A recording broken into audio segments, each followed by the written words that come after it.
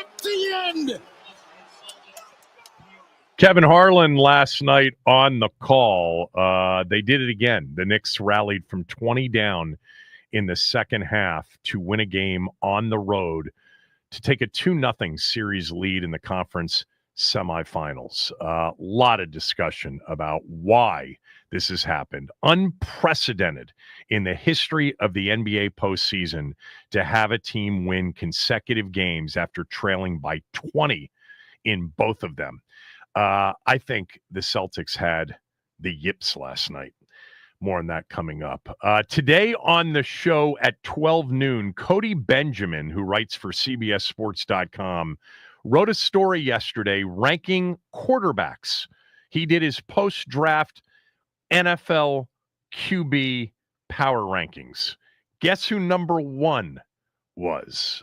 We will get to that on the show today. Cody will join us at 12. You'll hear Joe Beninati on the show today as the Caps try to even up the series tonight at home against Carolina. They'll have to play better. How much better? Maybe not that much better, because as poorly as they played, they still were in an overtime game in game one, but certainly looking to see what kind of adjustments Spencer Carberry makes tonight in game two. And the Post just put out a poll which reflects interest level among D.C. residents in a new stadium at RFK. I do want to start, though, with the NBA playoffs, because this is honestly what I've been into. And I know more than maybe I have alluded to of you are into this. It's been a crazy NBA postseason so far. There have been a couple of nights that have been rough, but just kind of going back to last, Wednesday night in particular, or go back to last Tuesday night. The last week has been insane. The Pacers had a ridiculous comeback to beat the Bucks. They were down by 7 with 35 seconds to go, came back to win a game. The Pistons staved off elimination and won in the Garden. The Knicks eventually won that series. The Timberwolves eliminated the Lakers in 5, including winning in LA in game 5. And then it was another thriller between the Knicks and the Pistons, and then the Clippers and the Nuggets went to a 7th game, and the Rockets and the Warriors went to a 7th game, which was insane on Sunday night to see Golden State, who had been beaten handily in 2 straight games, come back to win on the road with Buddy Hield scoring 33 and Steph Curry and Jimmy Butler's experience prevailing. And then Monday night, we had the first of the 2 20-point comebacks by the Knicks in Boston Garden. The same night, the Nuggets pulled out a miracle win over Oklahoma City. Tuesday night, the Pacers pulled out just an unbelievable down 7 with 40 seconds to go to win in Cleveland. And then the Warriors, off their game 7 win, went to Minnesota, lost Steph Curry early in the game, and still beat the Timberwolves on their home floor. Last night, we had already in the second round, we had 6 consecutive road teams win, with the Knicks coming back to beat the Celtics last night before finally a home team won a game late last night, Oklahoma City. They actually might be the story of this postseason before all is said and done, but not yet. Right now, it is the closeness of the games, the craziness of these games, and really the unprecedented, uncharted territory of the Knicks-Celtics series so far. So that's where I will start, because Boston on Monday night in game 1 at home against the Knicks missed the most 3-pointers in the history of the NBA postseason. They were 15 of 60. They missed 45 3-pointers. It had never happened in the history of the NBA playoffs. They blew a 20-point lead, and they lost in overtime 108-105. They continued to shoot threes, even though they were missing them, expecting eventually that they would start to go in. Boston, when they shoot below 30% from the 3-point line, is 50-50 in games. When they're over 30%, I'm not saying over 35% or over 38% or over 40%, just over 30%, they win 89% of the time. So I'm sure, and I talked about this on Tuesday's show, I'm sure they're thinking, look, the whole world's telling us to stop shooting threes. That's what we do. That's what got us a championship last year. There were other things that got them a title, including a healthy Kristaps Porzingis. He has some sort of mystery illness and is playing very few minutes right now. Nobody seems to know what it is, and maybe the privacy, rules, laws are protecting whatever it is he has from being disclosed, but he's got something that apparently is causing great fatigue, so they've limited his minutes. They're missing him. Boston is. But Boston didn't care about missing 45 threes, I thought. Some others thought. They'd continue to shoot them, and they would never shoot 25% again. They did it last night. They didn't take 60. They took 40 and made 10. That's 25%. 2 straight games, 25% from behind the three-point line. How about this? Last night in a game in which they led by 20, they led by 16 early in the fourth quarter. They missed 14 of their final 15 shots from the field. They had actually missed at one point 13 in a row.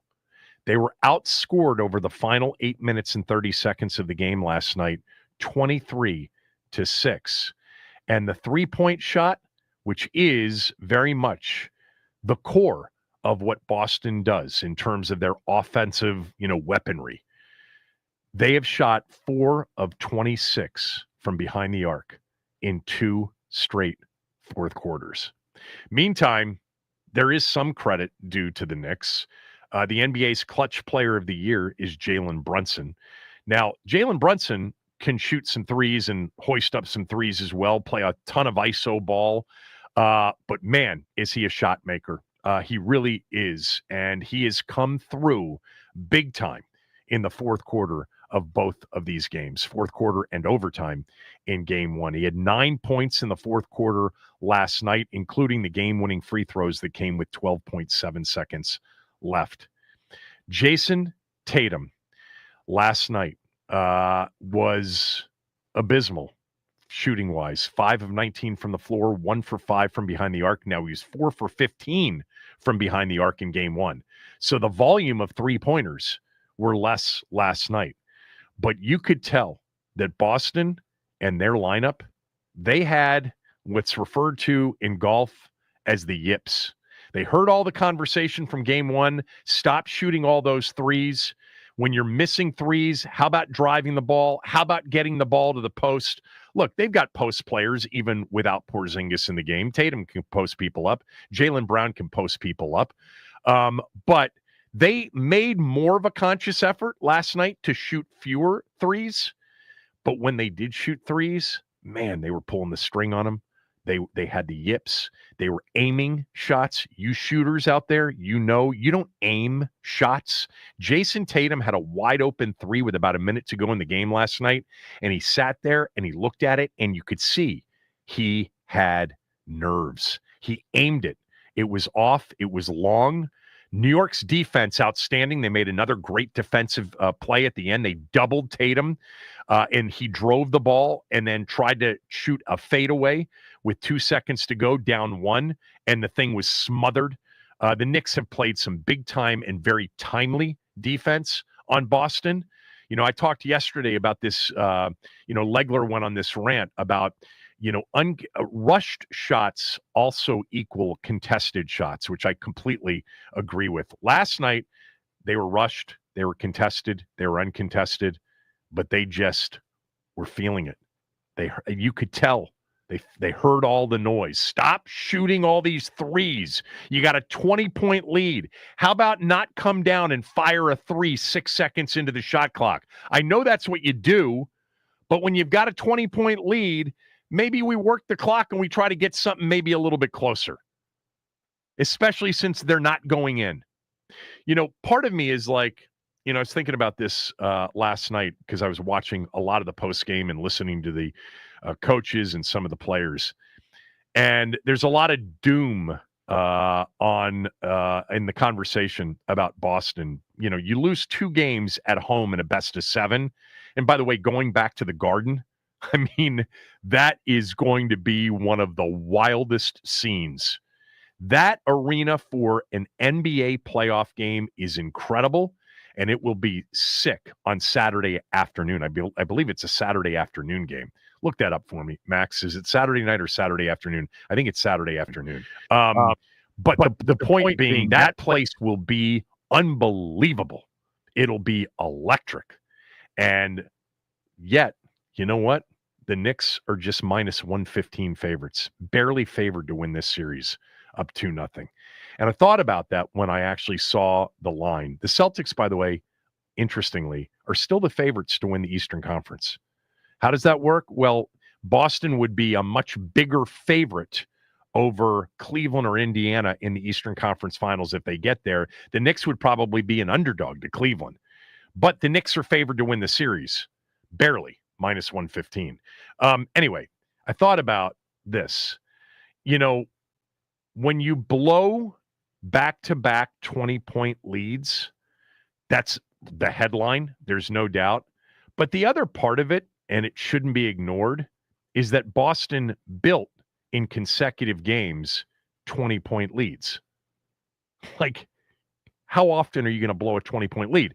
Now, for those of you that don't follow the NBA, a 20-point lead in the year 2025 is the equivalent of like what a 10-point lead in 1995 was. There are lots of reasons for that. Clearly, the three-point shot, it becoming much more part of the game is a part of that. The range of three-point shooting, just the overall skill, shot-making ability. It's really hard for even the best defenders in the NBA to guard some of the better offensive players in the game. We've seen this now for more than just 30 years. We've seen it certainly for 20. You take the top 30 offensive players in the game, you pretty much, to stop them, have to double team them and force them to give the ball up. And even that doesn't work unless you stick with the double. You know, a lot of doubles are half doubles. You know, you double off a ball screen or you double, without the screen until they, and then you drop, hoping that they'll, you've burned enough clock and now they're going to have to force something, but they don't stick with the double team. To really stop the best offensive players in the game, you have to stay on a full double team and force the ball to go elsewhere. Anyway, 20-point leads, they're overcome all the time in the NBA. But this is the first time in NBA history, back-to-back games, 20-point leads have been overcome. By the way, they were almost identical. The 20-point lead in game one, I think, was 70-50, and the 20-point lead last night was 73-53. Now, the lead entering the fourth quarter was larger last night than it was in game one, but there was a lot that was similar about game two, except for this. In game one, Boston was just playing their game. It wasn't smart. It was one of the dumbest final 12 minutes. And I talked about this on Tuesday that I've watched in a long time. When you're in the postseason, you've got to treat it like it's a postseason game, not a regular season game. You got a big lead. You're not making three-pointers at your normal rate. Let's maybe shoot threes, but let's not shoot them 4 or 5 seconds into the shot clock. I mean, we can work our way through much of the fourth quarter and still maintain a big lead just playing a little bit smarter. Shooting threes in transition 4 or 5 seconds into the shot clock with no chance at an offensive rebound with a 16-point lead is not smart basketball. Boston's played 2 pretty dumb games in a row. The difference last night is there were significant nerves. You could feel it every time somebody put up a three. They shot them, and they kept missing them in the fourth quarter.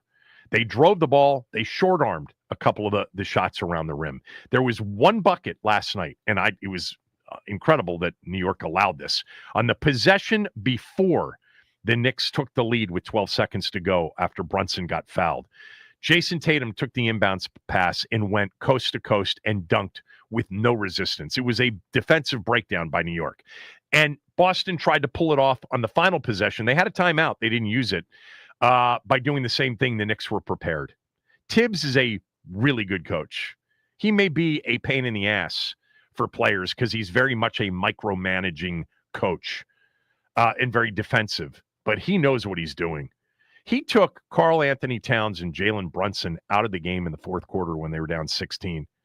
He left Mitchell Robinson in the game to get hacked because he's not, a good free throw shooter.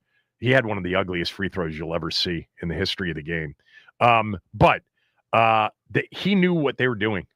He knew that a fresh Towns, a fresh Brunson down the stretch, that they could hang in there. Boston was kind of, shooting themselves in the foot like they were doing in game one.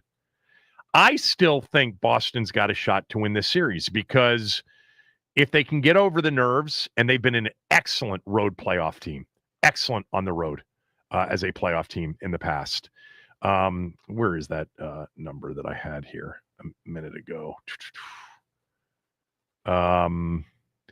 They have with this group, a ridiculous road playoff record.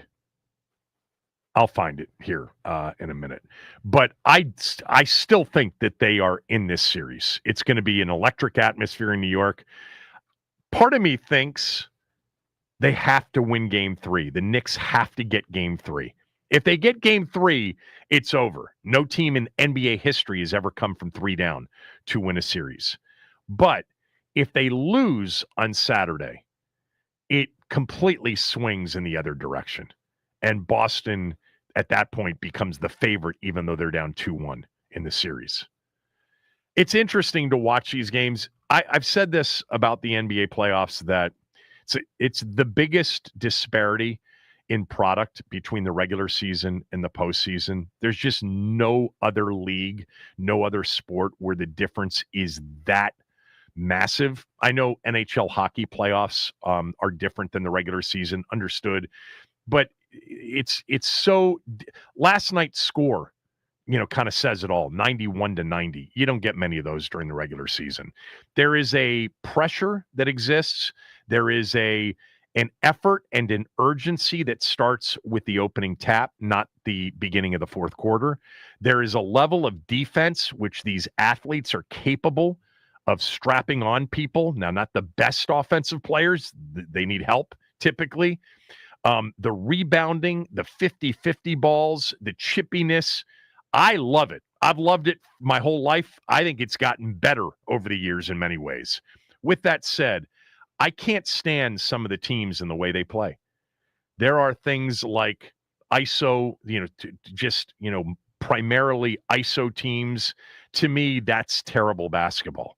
The number of threes that teams shoot, that doesn't bother me at all. I think sometimes, threes out of, making a defense work is fine. In fact, they lead to more offensive rebounding opportunities if you've made a defense work.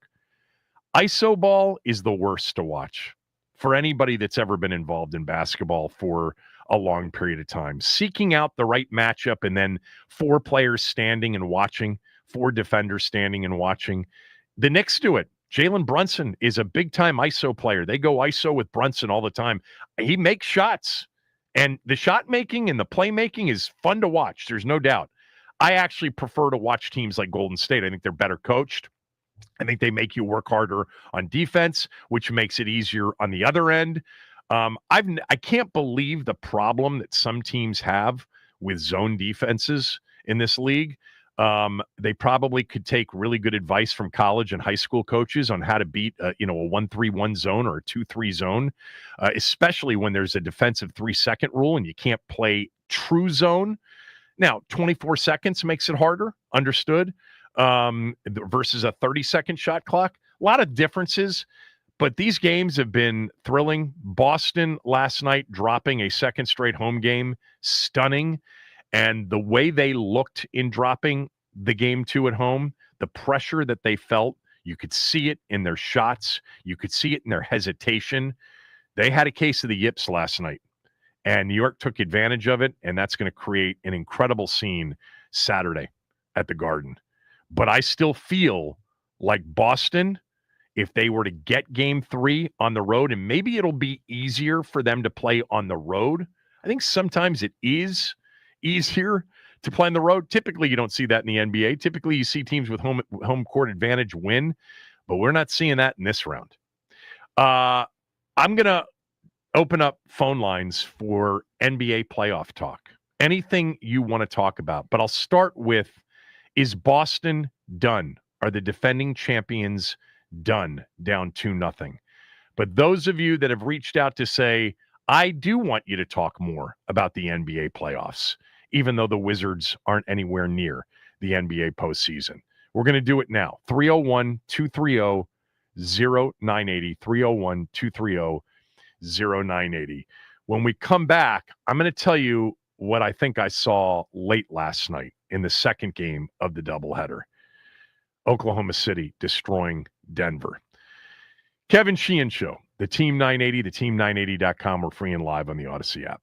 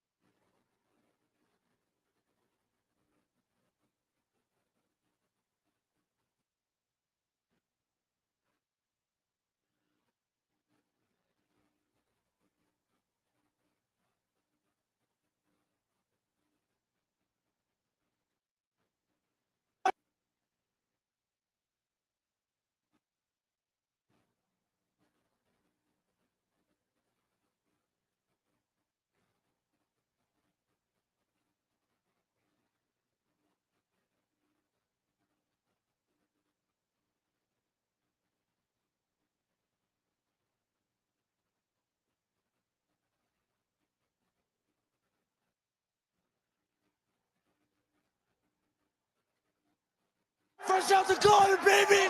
We're taking it all the way. We had De Blasio, we had Cuomo. It was rough, but we have the Knicks. That's New York. Knicks run New York City. Bing bong. Tell me a little something, KD. Don't you regret not coming to the Knicks? Don't you regret not coming to the Knicks? Let's go Knicks. Let's go Knicks. Let's go Knicks. Let's go Knicks. Yeah, it's going to be nuts. New York right now, that is a pro basketball city. And it has always been a huge Knicks city. They haven't won in a long, long time, and they got a chance to knock off Boston in the second round to get to an Eastern Conference Finals, where, by the way, a one-time nemesis, Indiana, may await them. The game, by the way, on Saturday is a 3:30 game. I was surprised that that's not a Saturday night game. But they got Timberwolves Warriors on Saturday night. That's game 3 of that series. Game 2 of that series, the first without Steph, is tonight. 301-230-0980, 301-230-0980. We're doing NBA playoff calls. Is Boston done? And anything else you want to talk about as it relates to the NBA playoffs. The thing that I wanted to add to the conversation about the postseason so far, and specifically the Knicks-Celtics series, is I'm sure I'm going to look bad because ultimately something that I really believe in when it comes to this time of the year, experience wins championships in the NBA. Inexperience doesn't. Inexperience has to await the opportunity after a few years of paying dues to win a title. But every time I watch Oklahoma City, man, I'm like, that is the best team in the league. It is one of the best coach teams in the league. It is one of the most unselfish teams in the league. It is the deepest team in the league. They are incredible defensively. They have a superstar in Shai Gilgeous-Alexander, who's going to win the MVP, who is unassuming and is a total team player and a two-way player. Last night, he had 34 points on just 13 shot attempts, just 2 threes. They have size. They have length. They have depth. Oklahoma City won in the first round. They had 2 games in which they had 50-point leads over Memphis. They had a 40-point lead, I think, last night at one point against Denver. Now, Denver kind of threw in the towel last night.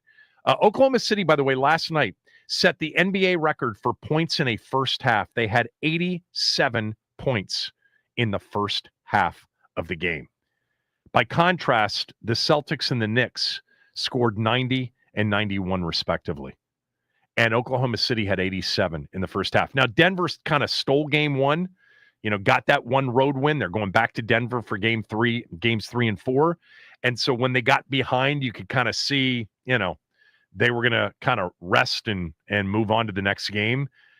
But I think Oklahoma City, every time I watch them, the regular season is not an indicator because I think the game is completely different in the postseason. But for those that don't know, Oklahoma City won 68 games and had the largest margin of victory in the history of the sport. And they lost game 1 to Denver. That was their first loss of the postseason. They played a couple of close games, but won on the road against Memphis. John Morant was not a part of a big portion of those 2 games because he got hurt. I think Oklahoma City is going to win the title. Oklahoma City is going to win the title. I do think that. And I will probably get proven wrong because they don't have enough experience. But watching these first 2.5 weeks of the postseason says to me they're the best team, top to bottom. All right, phone lines open, 301-230-0980. Let's start with Kurt in Gaithersburg. Kurt, go ahead. Hey, Kevin. First of all, this is your FedEx buddy, Kevin. Kurt, what's going on, my guy? We just saw each other. Exactly. No, but I was going to go to the Knicks and the Celtics series because I'm like you. Tatum, he definitely seemed like he was afraid to take that 3. He looked like he definitely didn't want to take any part of that 3.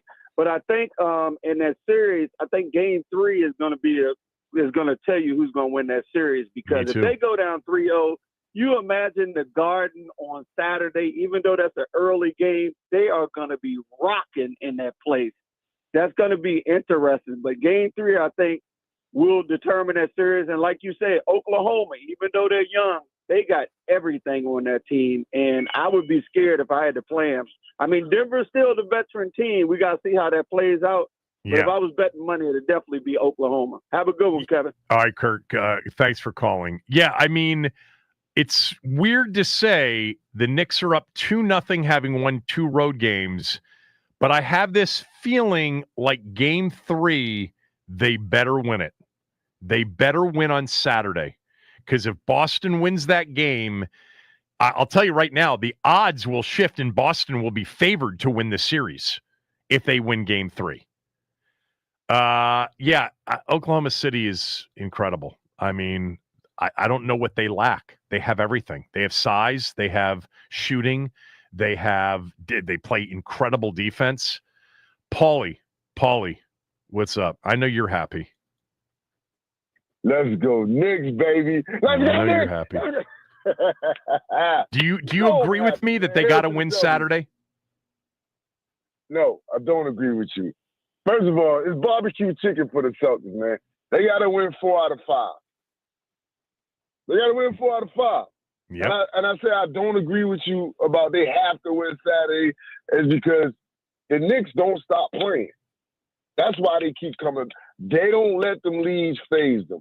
Where you could, like you just said, with Tatum and Brown and everybody else out on that court, you can see they feeling the pressure up 20. Last night they did. It was weird, but I once the Knicks started to whittle that lead down, you could see Boston and the crowd sweating it. You could feel it. I seen it in the first 2-3 minutes of the game. Tatum had an open 3. He was about to pull it, and he hesitated. Yeah. And then he dribbled around. He passed the ball. When I said right there, I said it's in their mind already. It's in their mind already. And they at home. See, that's what OKC did last night. They fed off their crowd and that emotion, and they just played basketball. OKC didn't think about it. The Celtics are thinking about it right now. So listen, the Knicks never make things easy for themselves. So that's why I'm saying they can lose Saturday and still win the series, because I'm a Knicks fan. I've seen this movie. It's a 24-hour Knicks rule. We're going to celebrate. We're going to be loud. We're going to talk a lot of stuff today. But tomorrow, we're going to get back to being normal Knicks fans. Because you're right. Because they could win 4 in a row. Because that's what history tells you. Or 4 out of 5. History, But recent history tells you that Tibbs got a good feel for this team. I've been killing Tibbs all year. Matter of fact, for about 2-3 years. Last night was his best coaching job, man. They had him mic'd up, and he told them, he said, look, we got to keep the floor spread it out. You know what I mean? Help your man get open. Trust the person next to you, and let's play ball. And that's what they did. Brunson only had 17, but it was the most effective 17 points out there. Two games in a row, they rode the hot hand. First it was OG. Last night it was Mikal Bridges. Yeah, I don't know what else you can say about Mikal Bridges. That was the stretch of the game. Brunson and Cat were out, and Bridges had not scored.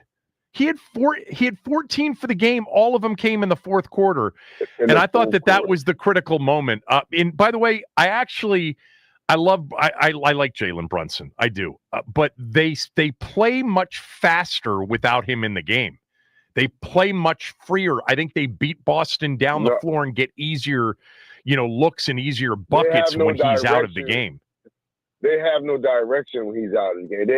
What they do is they try to push the ball up the court. Yeah, they do. The game because they don't have that one person that can get an easy bucket for him. Usually when he's out the game, Towns is out the game with him. Another thing that's big for them too is the Celtics gonna have to figure out is the big lineup with Towns and Robinson. Yeah. They ain't got to answer, especially without Porzingis.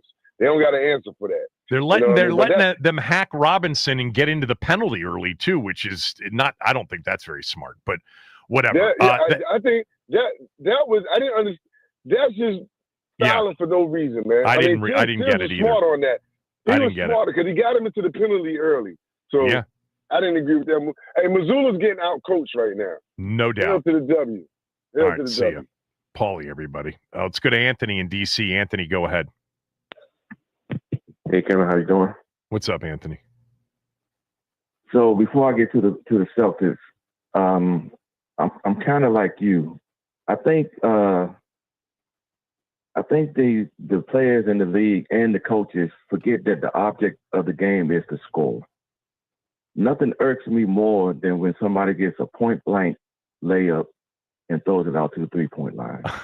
We see it every night. We see it dozens of times every night. You know who's been doing that a lot is Jimmy Butler. Jimmy Butler passed on like 3 layups the other night to kick it back out. Now, they knocked down a couple of those. Buddy Hield did.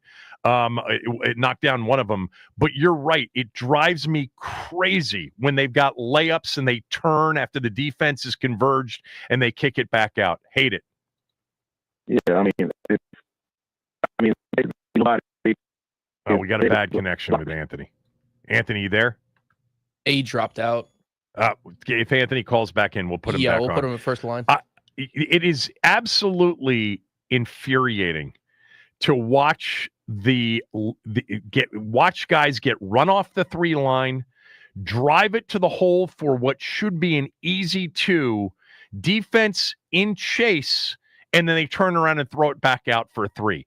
I understand what the analytics say. It's one thing to pass on mid-range for 3s. You can't. It's got to be layups and 3s. It's got to be shots right at the rim and 3s. You can't give up easy 2s. And by the way, on the mid-range stuff, there's an argument to be made there as well. Let's go to our guy G from the shop. What's up?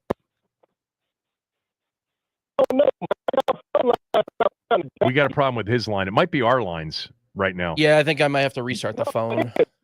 We got an issue with the phone lines. This is the second straight day. We'll try to get it figured out because we got phone lines packed. So do what you need to do. We'll take a break. If you have to call back in because we have to reset the lines, do it. Bones, Anthony, Joe, G, Phil, anybody else who wants to weigh in on the NBA playoffs. It's the Kevin Sheehan Show on the Team 980 and the Team980.com. Don't forget, we now stream the show on YouTube. So go to the YouTube Team 980 page, hit the subscribe button, hit the like button. That helps us out a lot.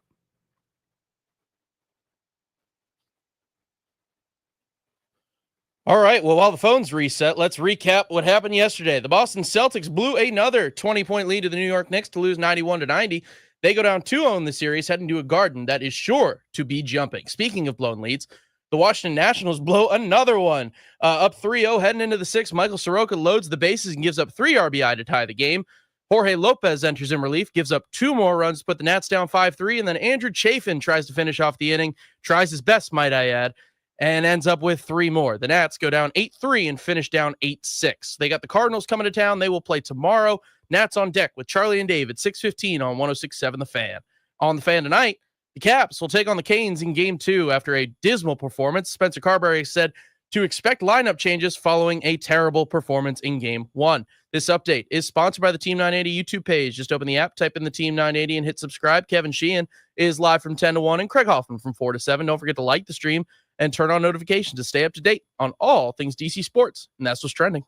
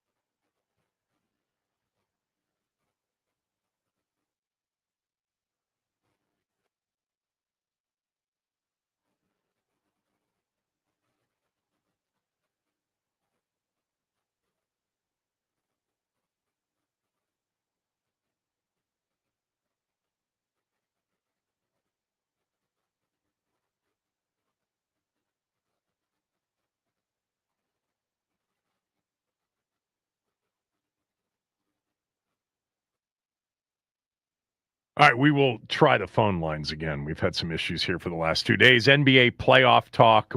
Knicks, Celtics. Are the Celtics done? Do you agree with me? And it's a hesitant proclamation here, but I think Oklahoma City is the best team. In fact, I'm not sure it's that close. I just wonder whether or not the experience is going to be an issue. The lack of experience will be an issue. They're playing a championship team right now in Denver. Can they win 4 out of 7? I'm surprised they're not up 2-0 in the series. If they get through Denver, they might have to play Golden State if Steph's return is just in time from the hamstring injury to save him against the Timberwolves. And then you've got Steph and Draymond and Jimmy Butler.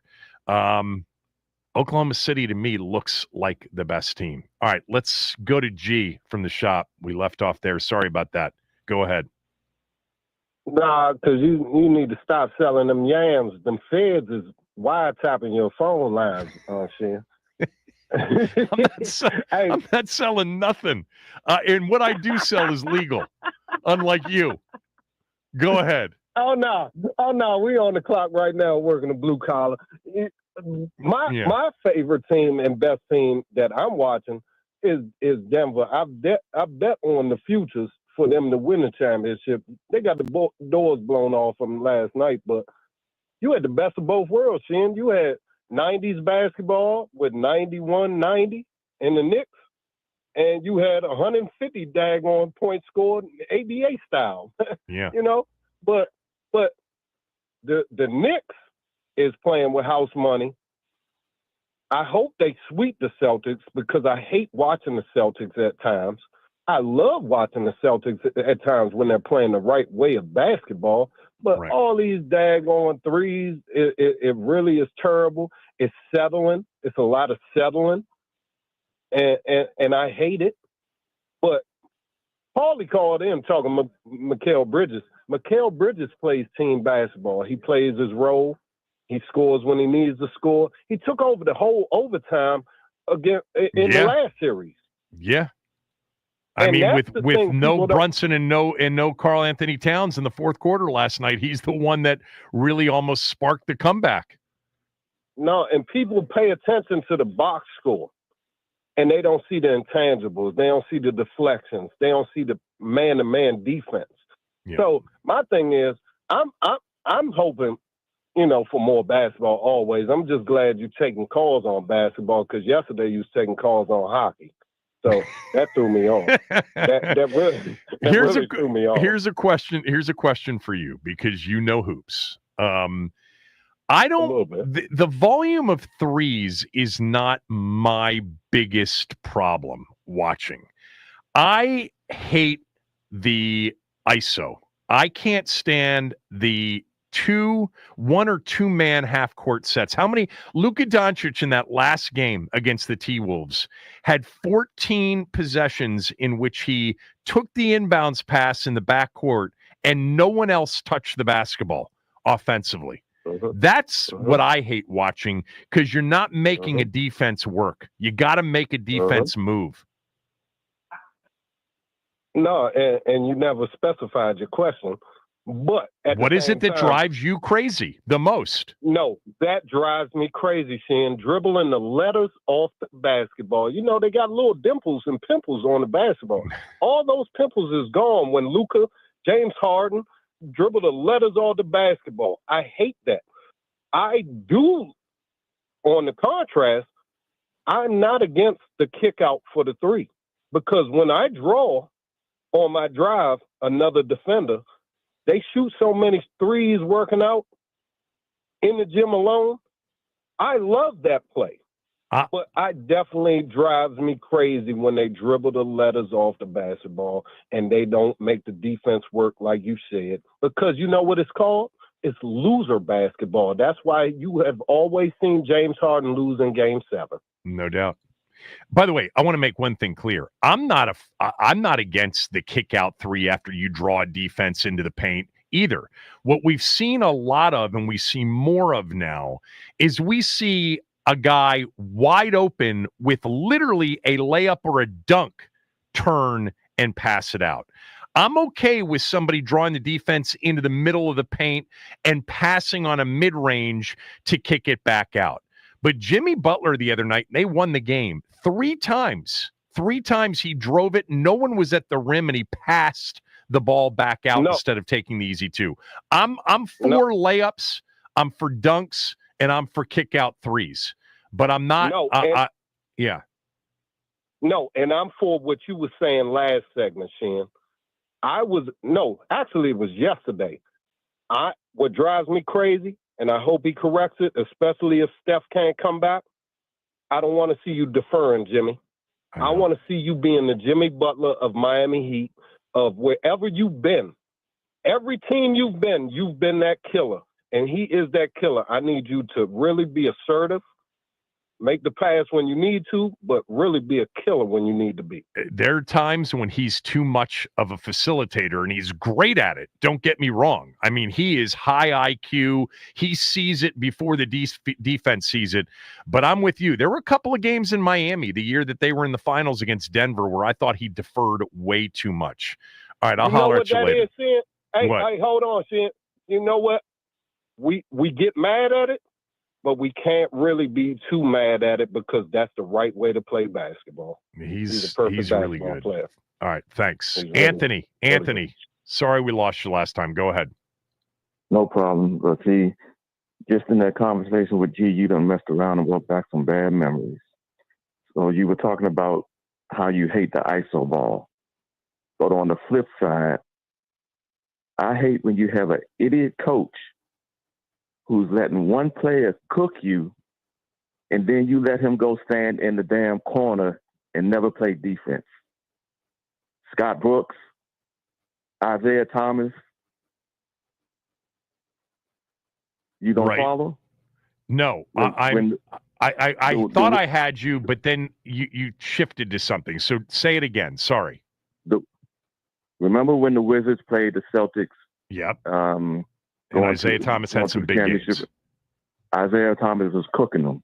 Yep. And instead of attacking Isaiah Thomas on defense, Scott Brooks let Isaiah Thomas go stand in the corner when the Celtics were on defense. Got it. 100%. Well, especially if that player is a bad defender and almost an incapable defender, which would have been the case with him against Wall or Beal. Yeah.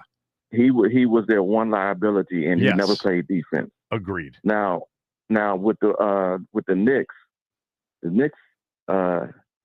second best scenario is they leave New York up 3-1. If they leave 3-1, I think they're good.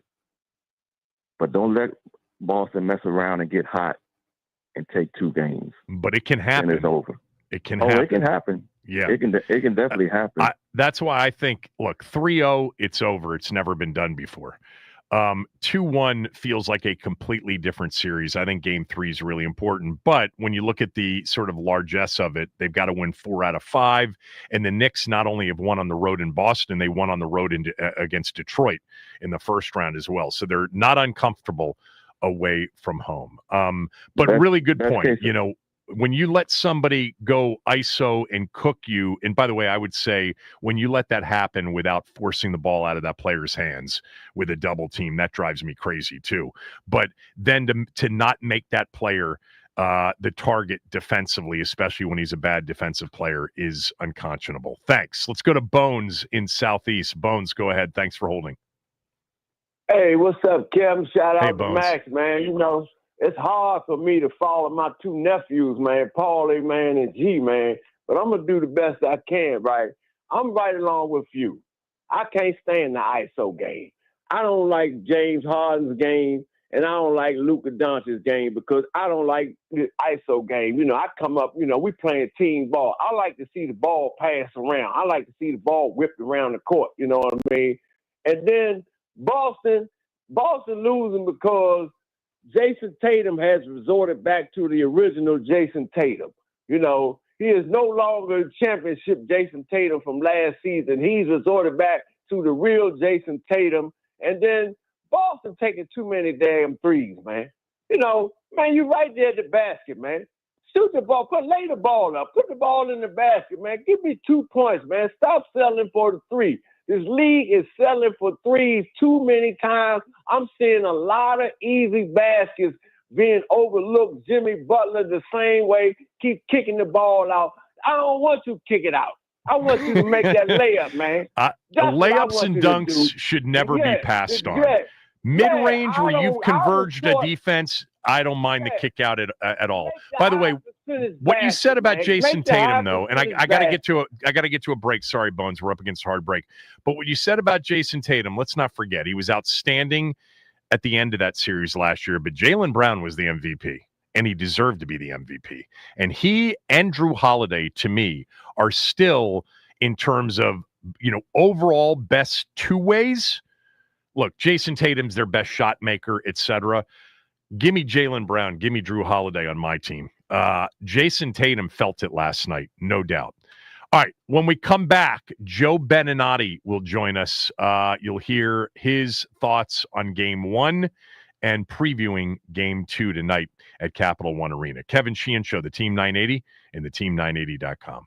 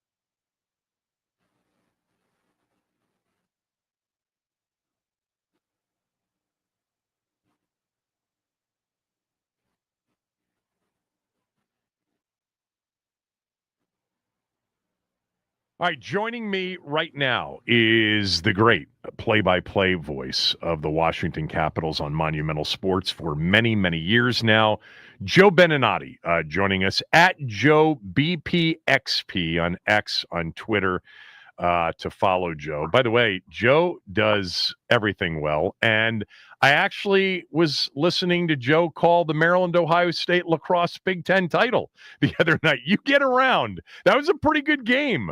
I actually really was Maryland the 1 seed or was Ohio State the 1 seed? Ohio State's the 1 seed in the Big Ten, Kevin, but Maryland had beaten 7 top 10 ranked teams during the regular season total. Yeah. So when it came time for NCAA tournament seeding, Maryland was actually a higher seed than Ohio State, the team that just beat their brakes off in the Big Ten championship game. But Maryland had beaten Ohio State 3 weeks prior. So I think John Tillman's team is terrific.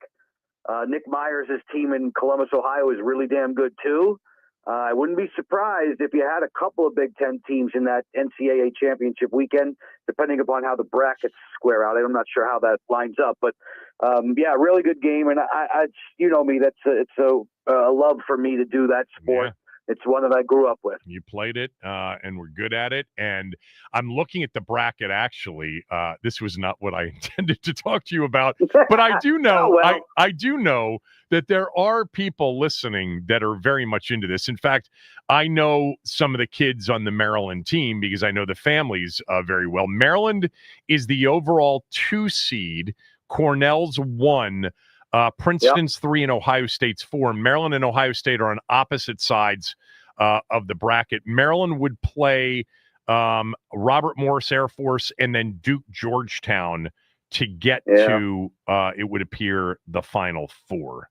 So I just think when Maryland has a week to prepare for teams, that coaching staff, that head coach in particular, John Tillman, and the players, the way they respond to him, they get it done. I'll throw this quick aside at you, Kevin. During the semifinal win for Maryland, we interviewed Logan McNaney post-game, and afterwards, the producers in my ear, okay, just quick thanks and cold. So I thank him, congratulate him, and he's like, yeah, go Caps. That's awesome. Well, he obviously knew who he was being interviewed by. Oh, yeah. Now, do you call any of these games in the tournament or not? No, I wish. It's the same issue with regard to me and ESPN, where I would love to be involved. They know I want to be involved, but there are people on contracts who need to get their events. So this is a lonely part for me. I lonely watch the NCAA tournament unfold, and in the same way, I'm sitting in the arena last night watching the Stanley Cup playoffs unfold. It's the best time of the year, but it's the toughest time of the year for me. All right, let's get to why I reached out to you. So, in brief, you know me, I don't know the sport like I, think that I know other sports. But last night, I think anybody could have identified, if they're a sports fan, a one-sided game. That the final score not even close to reflecting how much Carolina dominated. Fair or not?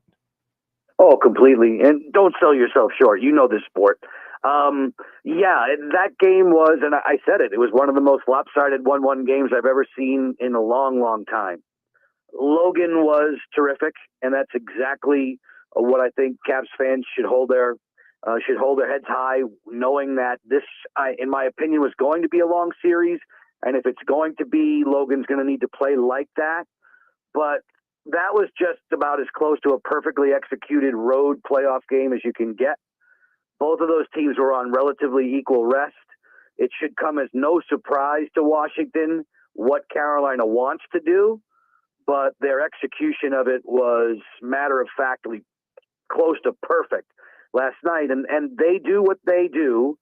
Washington has a very similar schematic approach to the game, so there's no surprises at all between these two squads. It was simply that Carolina executed at an incredibly high level. Logan kept them close, and you're going to hear all the metrics about shot volume and shots attempted and goals above expected, all this good stuff.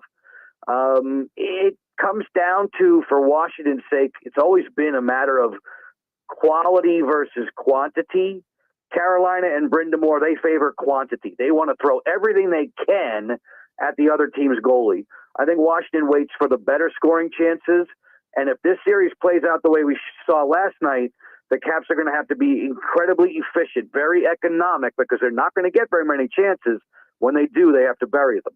So that's perfect segue into what I wanted to get to, because, they were, in terms of shots on goal, 33-14 Carolina, but the shot attempts 94-34. Everybody has explained, including going into the series, because I had John Walton on the show on radio yesterday, that this is what Carolina does. It's about volume of shots. What I haven't had necessarily explained well, but I bet you will, is, the quality of chances, the better scoring chances isn't necessarily Carolina's MO. It's about attempts, and 60 more attempts is pretty incredibly one-sided. But my question to you is, does it make kind of the counterattack, the counterpunch, more likely when a team is that aggressive, and as long as they're not getting consistent high quality chances, is it a strategy that could pay off for the Caps in the form of like what Ryan Leonard had late, or 2-on-1s in sort of the counter, punch ability off of the way Carolina's playing? Everybody knows their philosophy. They are constantly stressing you. And the question is, can you expose their vulnerabilities? It's in football, I'm going to zero blitz you to death. Okay, you can do that, and you'll get home and you'll get to the quarterback, but you are going to leave yourself exposed to some one-on-ones. Right. And in that instance, that's where the counterpunch, that's the countermeasure. The 90 attempts, 90-plus shot attempts, to me, speaks more than anything to a stat that was season-long with Carolina. Kevin, nobody spends more time in the offensive zone than Carolina. They get the puck in deep very well. They forecheck the bejesus out of you. They force turnover after turnover. The thing that Caps fans do not want to hear, Sean McDonough and Ray Ferraro, if they remain on the series, I'm not sure if they're there tomorrow, but you don't want to hear Sean and Ray talking about, there's another almost clear. They almost got it out. No. Every chance the Caps tomorrow night get to get the puck out of the zone, it has to get out. If it doesn't, it just turns into these waves and waves of momentum, right, shift after shift. Spencer Carberry put it to us perfectly in the lead up to this series. He's like, you cannot let one strong Carolina shift of momentum turn into 2, 3, 4 different changes of personnel where they are just jamming it at you. And that's what they love to do. That is their MO. They will not stop. They are relentless. It starts from the head coach, and the players buy in 100%. Yeah, I mean, the expression, the ice was tilted. I mean, it was at 180 degrees last night, it felt like. But, back to the question I asked, what I'm getting at is the strategy to even out the tilting of the ice, or is it to create more opportunities from their over-aggressiveness on the counter? A little bit of both. And honestly, Kevin, what Carolina does really well, Washington does really well. That's Washington's strength normally, is get the puck deep, get it beyond the defenders for Carolina, force them back, force them into panic situations, hit, forecheck, use your strength, use that heavy brand of play that the Caps are known for, force turnovers, create off those turnovers, score goals. What the Caps do is what the Canes do. Now, who gets to execute it better? And for some reason last night, Washington's passing game, which has been very good of late, Washington's breakout game, getting the puck from the defensive zone out into neutral, out into offense, that's called breaking out. The Caps have been breaking out so very well all season long. Carolina has a way of neutralizing those skills. Washington will try to do the same thing and try to put that onto Carolina's plate. Here's the difference last night. The thing that stood out to me, and it's amazing, I've said this a time or two, when I'm calling a game is one thing. When I'm watching as a spectator, as an interested pre- and post-game show analyst, host, or whatever I am, I see things differently. And the first thing that I noticed last night, and this is not to throw shade on Montreal, Carolina's defenders, their back six are so much better than Montreal. Yes. And that's where they expose you. Those guys crash down the wall. They don't let you get out of your own zone. So the puck's always near Logan. They're pinching. They're crashing. It's relentless. And, oh, by the way, those defenders are really good at it. Lots of teams try to do it. Carolina executes it. And it starts with a 40-year-old gentleman who, you sit there and go, he can't be that effective. Brent Burns is still effective. Jacob Slavin may be the best defensive defenseman in all the NHL. Gostisbehere with his deception and all at the point on their power play, running offensive sets. Dmitry Orlov, who we've known here for a dozen years, their defense is really good. And that's what stood out to me. It's like, whoa, this is a major leap from Montreal to Carolina. There's a reason why Carolina was second best in the Metro to Washington and really good and highly thought of and thought by many to be even the favorite in this series. I didn't think so, but I got this suspicion that the Caps win a long series, and that's going to be, if they're going to do that, if they're going to live up to what I think they can do, they're going to have to get it done tomorrow. Yeah, you mentioned something that I was going to ask you about, because one of the things you pointed out to me early in the Montreal series when I had you on radio is that the Caps, it's very obvious they're just bigger and stronger. And they did not appear to be that last night at all. That struck me. And Carolina defensively, when the Caps were even in the offensive zone, they were knocking pucks away. They were turning them over. And then I thought the passing, Carolina seemed, now maybe the Caps were just off last night, but the passing, taking that puck into the offensive zone was so crisp for Carolina and so sloppy for the Caps, I thought. Did you feel the same way? No argument at all. They weren't sharp. Washington was not sharp. Carolina was. And as that game unfolded, the more and more you watched it, you're like, how is this 1-0 Washington? Exactly. And you go to the goal crease. Logan was good last night, Kevin. He didn't have to be extraordinarily good, but he was very good last night. And if there were a bunch of posts, there were some very, very good stops by LT. That easily could have been 4-0, 5-0 the other way around. But it was right there for you to steal. And such a shame to not be able to get that one across the finish line when it looked like you might be able to steal it. You were badly outplayed, and yet you still had it on your stick. And I'm not going to things happen with plays off the boards, Protas jamming Alexiev on that clearing effort. It winds up on Stan Coven's stick. Yeah. That's trouble. But it could have been settled long, long before that. The thing that amazes me, or not surprises me, Kevin, it's just these two teams want to do the same thing. And one team last night did it at incredibly fast, accurate speeds, and the other team didn't. Was the goal Logan Thompson gave up in overtime a soft goal, as they say? No, not to me. I mean, I think screened, yes. The release was quick. I don't know that he saw it cleanly. Has he made that save before? Yes. So I can't pin that on him. Nobody really saw the flight very well. And this is one of the reasons why Carolina preaches the game they preach. Every shot's a good shot. Every shot on goal, it has a chance to end up as a deflection, go in off of somebody's butt, and the goalie can't see it. So why not take it? And if Jacob Slavin, who's not a real goal scorer in any stretch, has a wide open shot from a long range, just take it. And then Brindamore's philosophy is take it and then crash that net, look for rebounds, force Washington's defenders to panic. They didn't have to. It went in clean.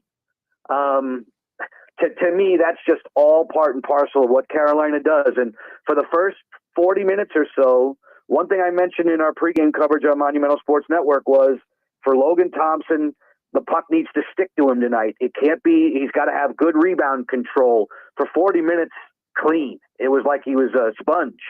The glove was good, really good. And if you have to take stoppages and take defensive zone faceoffs, do it.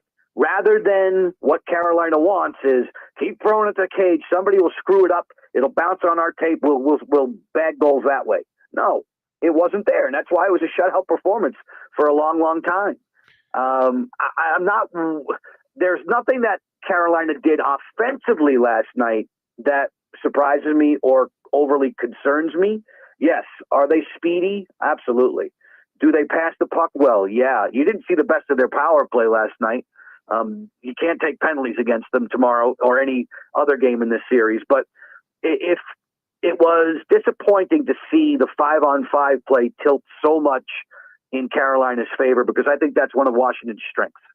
You know, the game winner was, I thought, an odd reaction. I think Stahl was the one that was right there. And I think they had just assumed that Logan Thompson had swallowed it up like he had almost everything all night long. And they didn't see it. It was almost a delayed reaction. Yeah. That's the thing, Kevin. It's the cage sometimes, those beanbags at the bottom. There was no net ripple. It got stuck in there. It goes in. It's like a thud. You're not seeing a big – the net doesn't flare and bulge. But they knew it was through, and it just squirts through his pad, underneath his pad. And have we seen him make that save? Sure, but I don't think he tracked it at all with the screen and the amount of bodies that were in front of him. It was a bad ending for Washington, but man, there is something so dramatic about sudden death overtime in the NHL playoffs. So, the NBA playoffs, these games are like, individual entities. I mean, game 2 can look completely different than game 1 after adjustments. You've already talked about some of them for Spencer Carberry, but is this sport one in which what we saw last night, the opposite might occur tomorrow night? Sure. I would imagine the Caps are in meeting rooms and in film rooms and on the practice sheet and going to be talking about it in independent group chats and however they meet for the rest of the day and for tomorrow morning and in the subsequent minutes leading up to game 2 about ways to counteract what Carolina does. And they saw it in the flesh. They saw it twice in April, late in the regular season. Right. So it shouldn't have been far into them. There's no surprises between these two teams. And schematically, people will sit there and go, geez, they really behave alike. It's just a matter of who executes the best. So how do you get Carolina's forecheck off balance? How do you support the Washington defenders? How do you help Carlson and Chikrin and Sandin and Roy and Alexiev and Van Riemsdyk? How do you help them get out of the zone cleaner, better? The thing you want to look for, to me, and I'm not an analyst, I'm just a play-by-play person pretending to be an analyst. No, but you're to an me, analyst. Tomorrow night, look for 5 Caps in the picture everywhere. And that means the wings in the defensive zone, not just the center getting deep to help, but I think the wings will come further down. You'll have a more connected-looking group trying to leave the zone because Carolina's crashing and taking the boards away and forcing you to the middle and forcing you into these traps. So if you can shorten the distance of that first pass, make it quick, it's got to be accurate, and it forces them to back off a little bit, then all of a sudden you can breathe. And then you get to neutral zone, you dump it. It becomes like a punting game, Kevin. You want to change the field. You want to flip the field all the time on Carolina. Right. They do it to you, and they put it inside your 5-yard line all the time. Yeah. You want the ability to coffin corner them. You got to get out of the zone. So whatever it is that they can do, and again, the analysts and the head coaches and the assistant coaches, more importantly, and the players, they'll execute on what will help them get out better, cleaner. If you have to flip it and just, literally punt the puck out of your zone, you can do that from time to time too, but you got to get it out. They tried that a couple of times last night and never got it out, so it just keeps coming right back at you. You have to get it out, and I think it's more of a 5-man unit, deeper support, move as an entity through neutral zone, dump it in, and then do what they do to you. You forecheck them. And that's what we like to do. That's what the Caps like to do when they're playing well. That's why I keep saying these teams, there are times when they're mirror images of each other. Carolina's faster, top to bottom, yes. But Washington is normally a better passing team. And something I've learned since I was in youth hockey, the puck moves faster than any man. If they move the puck well, pass the puck well, they can overcome all this pressure. Joe B reads the room better than anybody with all of these football analogies on the show today. I still think the zero coverage blitz is the better of the two football analogies that you've given us today. All right, I'll finish with this. Concern level 0 to 5. 0, no concern at all. 5, the Caps are in big trouble in this series. Where are you? 3. You have to get tomorrow night. I don't really like the chances of beating Carolina 4 out of 5, and especially with 3 of those games being in Raleigh, where, oh, by the way, they won 31 times, I think. They were one of the top, if not the top, home ice team, toughest team to beat. Right there, I want to say with Los Angeles. I don't have numbers in front of me. No, you need to get it done tomorrow, so your concern level can't be a 0. I think it's a little bit more than half, so I'll go to 3. And I just believe so much in this team, Kevin. They rarely, and I'm going to knock on wood as I say this, they rarely throw 2 clunkers in a row. And now where you're considering 8 months of really hard work on the line, all the high stakes and the high rewards and all the pressure, it's all on the line now. In that game tomorrow, they need to perform better and level the series, and then go down there and figure out how to beat them once, and then you become then you can become part of a best of 3 where you have 2 of them in D.C. That's got to be your mindset now. First and foremost, one at a time, game 2, and remedying the situation from last night. No Cap's going to look in the mirror today and say, geez, we were good last night. They weren't. Logan was. Yeah. But it was off. It was just an off performance, and I'm going to chalk it up to that until I see Carolina execute that well again. If they do that well again, then they're going to make things awfully difficult. I actually have one more question, because I've asked you a lot about, pressure on the Caps in the postseason, and, getting out of the Montreal series was huge because they hadn't gotten out of the first round since 2018. Carolina has been a threat in the Eastern Conference postseason for several years in a row now under their current coach, Rod Brindamore. Is there pressure on Carolina to go deep this year? Like, are there fans like, we can't go out in the second round again? They've been to some conference finals, but is there a lot of pressure kind of building on them? Sure. I want to say they've been out in the second round 3 of the last 4. Yeah. Yeah, they want to go deeper. They have a nucleus of players there who are just about in their prime, and they have some young guns that are going to come up and make them very, very good for a long time moving forward. But yeah, I think any of the 8 teams that are left in the Stanley Cup playoffs are good enough to win it all. I really do. Those 4 teams out west are seriously good. And I don't think there's a weak link in the East at all. You're down to 4 outstanding teams in the East. 2 of them are in this series. One of them needs to behave better tomorrow night. And I know they're capable of it, and I know they're going to be extremely well coached to do it.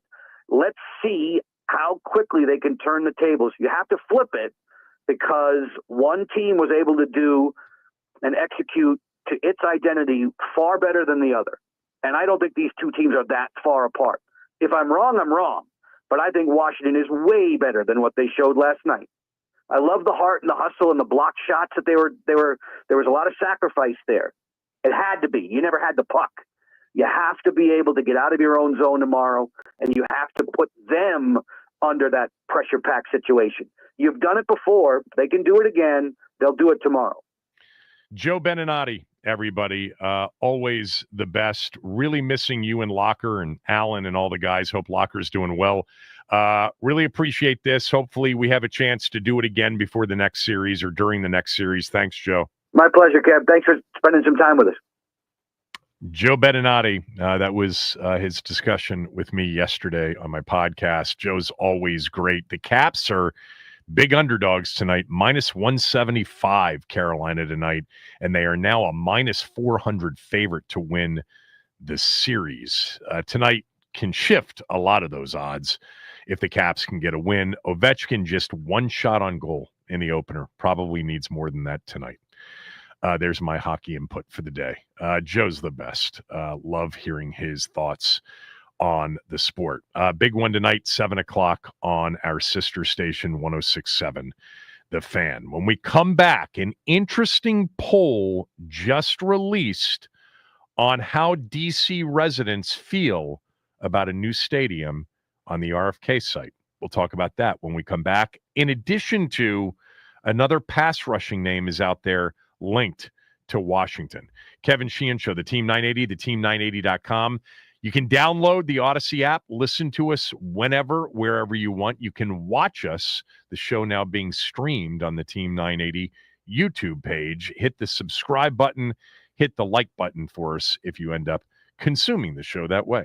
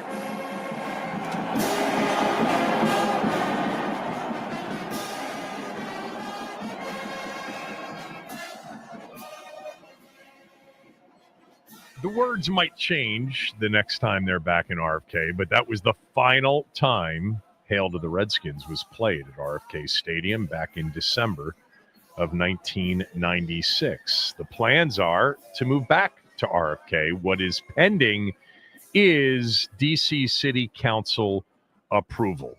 7 votes required. We had Phil Mendelson, the D.C. City Council chair, on the show on Friday. He believes with more information that he and the city council can cut a better deal with the team than the mayor came up with. We shall see. Interesting polling news from the Washington Post just a little while ago. They released the results of a poll that they conducted, a Washington Post Shar School poll. The Shar School is the George Mason arm of their school. They polled 651 DC residents, right? These are residents of the District of Columbia asking the question, would you favor or oppose the district government using about $850 million in city funds to help finance development for a new football stadium for the Washington Commanders, where RFK Stadium now stands in D.C. 55% favor it. A majority of D.C. residents polled favor a stadium at the RFK site. 39% opposed it.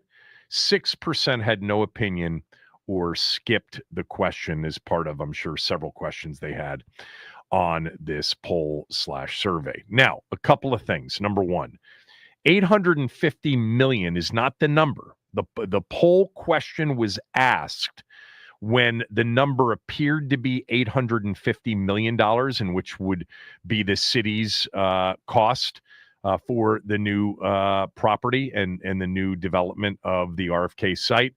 We know now that it will be north of $1 billion. But the question was asked when it was still thought to be $850 million. Obviously, if the Post had the $1 billion figure, they would have used that. I do wonder, because there is a big difference, maybe not in the amount, but in the appearance, the presentation of the dollar amount. If the question were asked, would you favor or oppose the district government using about $1.1 billion in city funds to help finance development of a new football stadium at RFK? I don't know. I don't know the answer to that, but I bet the numbers might be a little bit different, but maybe still a majority, maybe slightly less, although it's barely a majority, but still 55% in a city where typically taxpayers are not for, giving money, taxpayer money, to billionaire owners to help them build their stadiums, is a number that's encouraging and a number that could be influencing to city council members. Interestingly, part of the story that the Post put out there is that when city residents were polled about the Capital One $500 million investment to keep Capital One or to renovate Capital One, 64% were in favor of that. Now, it's less money. It was also an arena that already existed there. There was a clear understanding, I think, of DC residents on what Capital One, not being there and what that area might end up looking like. That there was concern there. We're talking about an entity that currently does not exist in DC, but still, I think 55%, even though I think 850 million, which is not the number, it'll be more like 1.1 billion, unless, of course, the city council's able to negotiate with the mayor or without the mayor, with the team directly or with, indirectly, a better deal and less of an expenditure. But, it's still, I think, a favorable result, and doesn't necessarily surprise me. I think most people in the city recognize what this kind of a stadium would do and what the property, what that 175 acres or whatever it is, it's close to that, would look like beyond just the vertical stadium structure. Because we know what it looks like now. Not everybody knows what it looks like now. If you don't come into DC, if you don't live in DC and you haven't driven down to that part of the city, it's not attractive. And you're only a couple of blocks away from very attractive. So it'd be nice to see that area resuscitated. And I think the stadium and the stadium project would do that. Of course, there are people that would argue there are plenty of things you could do that would not include a stadium that would make that area look great and make it economically viable. But anyway, so those were the results of the post poll just put out earlier this morning. Also, football team related. Jeffrey Chihita, I think is how you pronounce his name, a writer for CBSSports.com, took the remaining NFL free agents and, came up with a best fit for a team. And for Washington, he wrote that Matthew Judon, who played in Atlanta last year, played in New England before that, would be a good fit for Washington. He writes, Washington GM Adam Peters has been aggressive in each of the past 2 seasons when it comes to free agency. That's not necessarily true. They've signed a lot of players. They haven't been overly aggressive, in free agency. Lots of players, lots of one-year deals, a multi-year deal this year with Javon Kinlaw. Couple of big trades, that's for sure. Tunsil and Lattimore in the midst of the season, and obviously Deebo Samuel. But anyway, he writes, the one thing he still needs to find for this team is more help in pressuring opposing passers. The team leader in sacks from 2024, Dante Fowler Jr., returned to Dallas in this offseason, and Peters didn't take any edge rushers in the draft. That leaves Judon as an intriguing option for a team that wants to make another power move in the NFC after reaching last year's championship game. He has flaws. He turns 33 in August and only amassed 5.5 sacks in his one season with the Falcons last. But he also fits what Peters has been finding in free agency the last couple of years.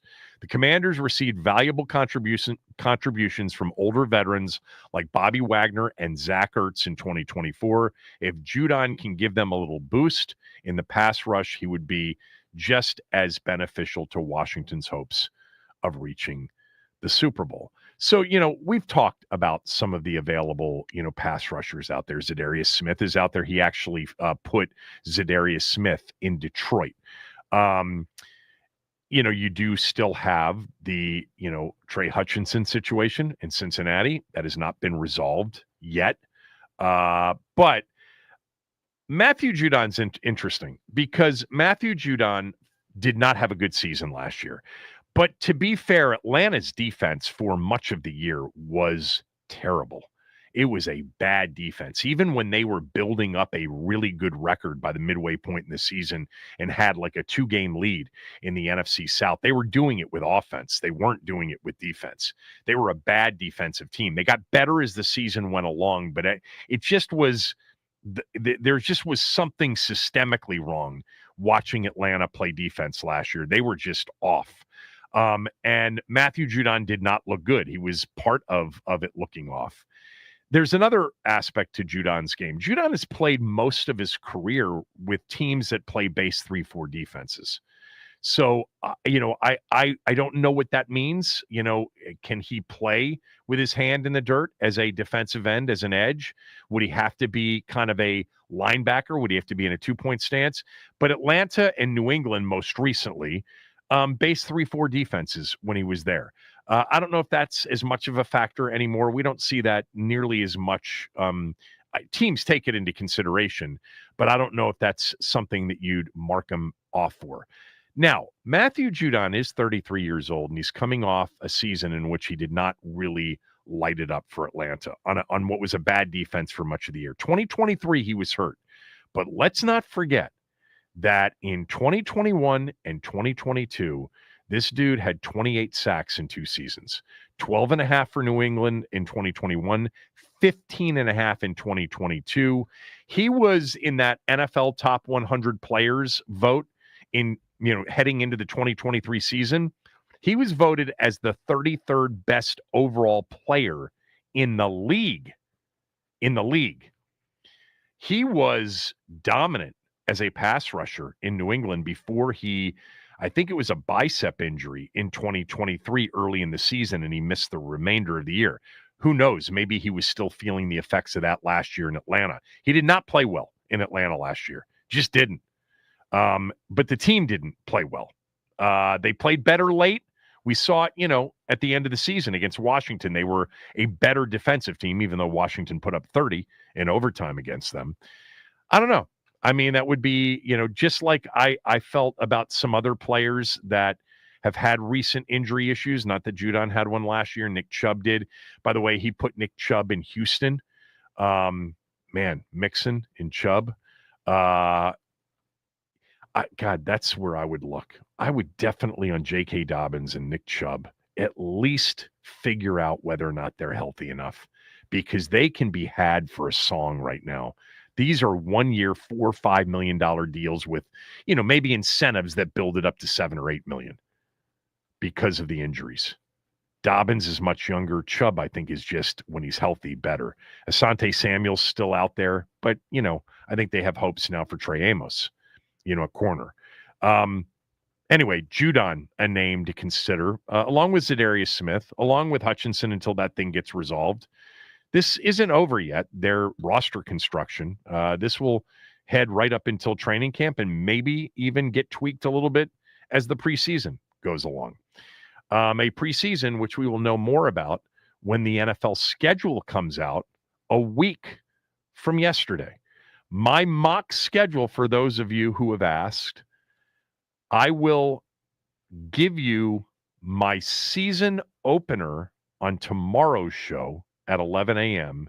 And then on Monday, I'll have the entirety of my annual ridiculous Washington mock schedule. But yeah, you'll get the preseason games shortly after you get the entire NFL schedule. God, this time next week, we will be talking about a lot of late nights that are scheduled for 2025. A lot of primetime games. I bet you no less than 5.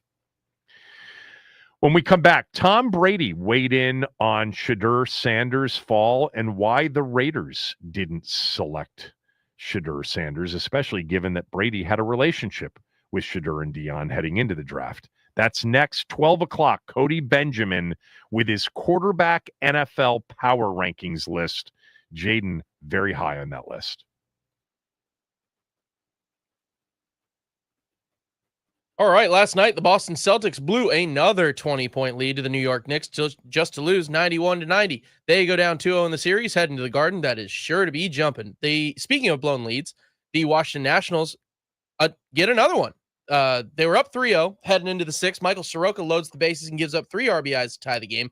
Jorge Lopez enters in relief to give up 2 more runs, and Andrew Chafin finishes off with 3 more runs and ending the inning to put the Nats down 8-3. Game ends 8-6. Nats have the Cardinals coming to town. They will play tomorrow. Nats on deck with Charlie and Dave at 6:15 on 106.7 The Fan. That is tomorrow. Tonight on The Fan, the Washington Capitals will take on the Carolina Hurricanes in Game 2. Spencer Carberry has said to expect lineup changes following a dreadful performance in Game 1. And it looks like Ryan Leonard is going to be scratched tonight. He got extra work after practice today, and Taylor Radish came off with the extra skaters. This update is sponsored by the Team 980 YouTube page. Just open the app, type in the Team 980, and hit subscribe. Kevin Sheehan is live from 10 to 1, and Craig Hoffman from 4 to 7. Don't forget to like the stream and turn on notifications to stay up to date on all things DC sports. And that's what's trending.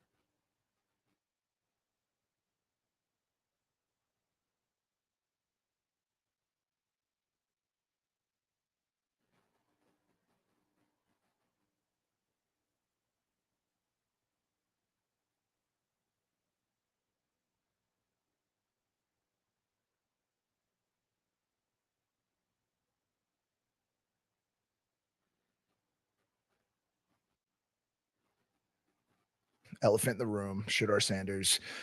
What happened, Tom? Why did he go so late in the draft? I mean, it's a good question.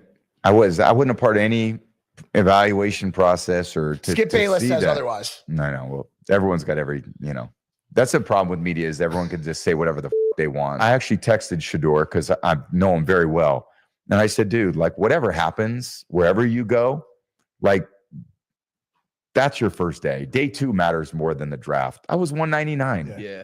So who could speak on it better than me? Like what that really means. Use it as motivation. You're going to get your chances. Go take advantage of it.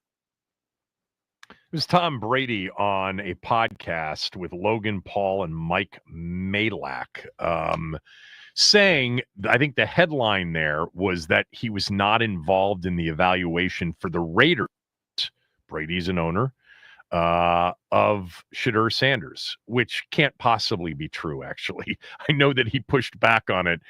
Mark Davis, the owner of the Raiders, said early on, Brady will have, quote, a huge voice, closed quote, when it comes to picking the quarterback.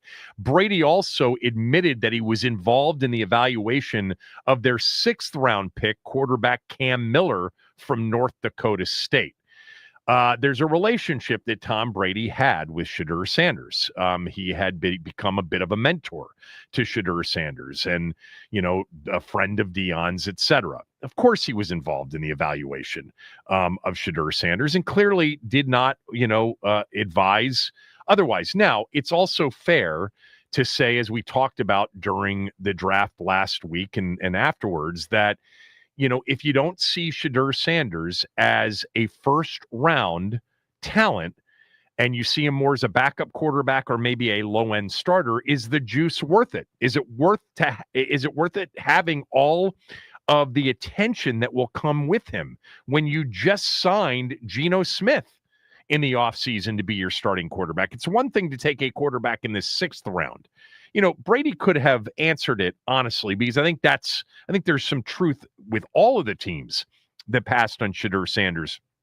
They didn't have him evaluated as a first rounder, and they didn't see it being worthwhile to bring him in as a guy that would be a backup quarterback in the NFL. But such great advice from Brady. This draft night is so wildly overrated from every aspect. Doesn't mean we love it any less. Doesn't mean that it's any less entertaining. But just like with anything, this isn't the end. It's the beginning. Now, for a lot of players, I understand it from the economic, backgrounds they come from. The first round or second round paychecks, are, life-changing for sure.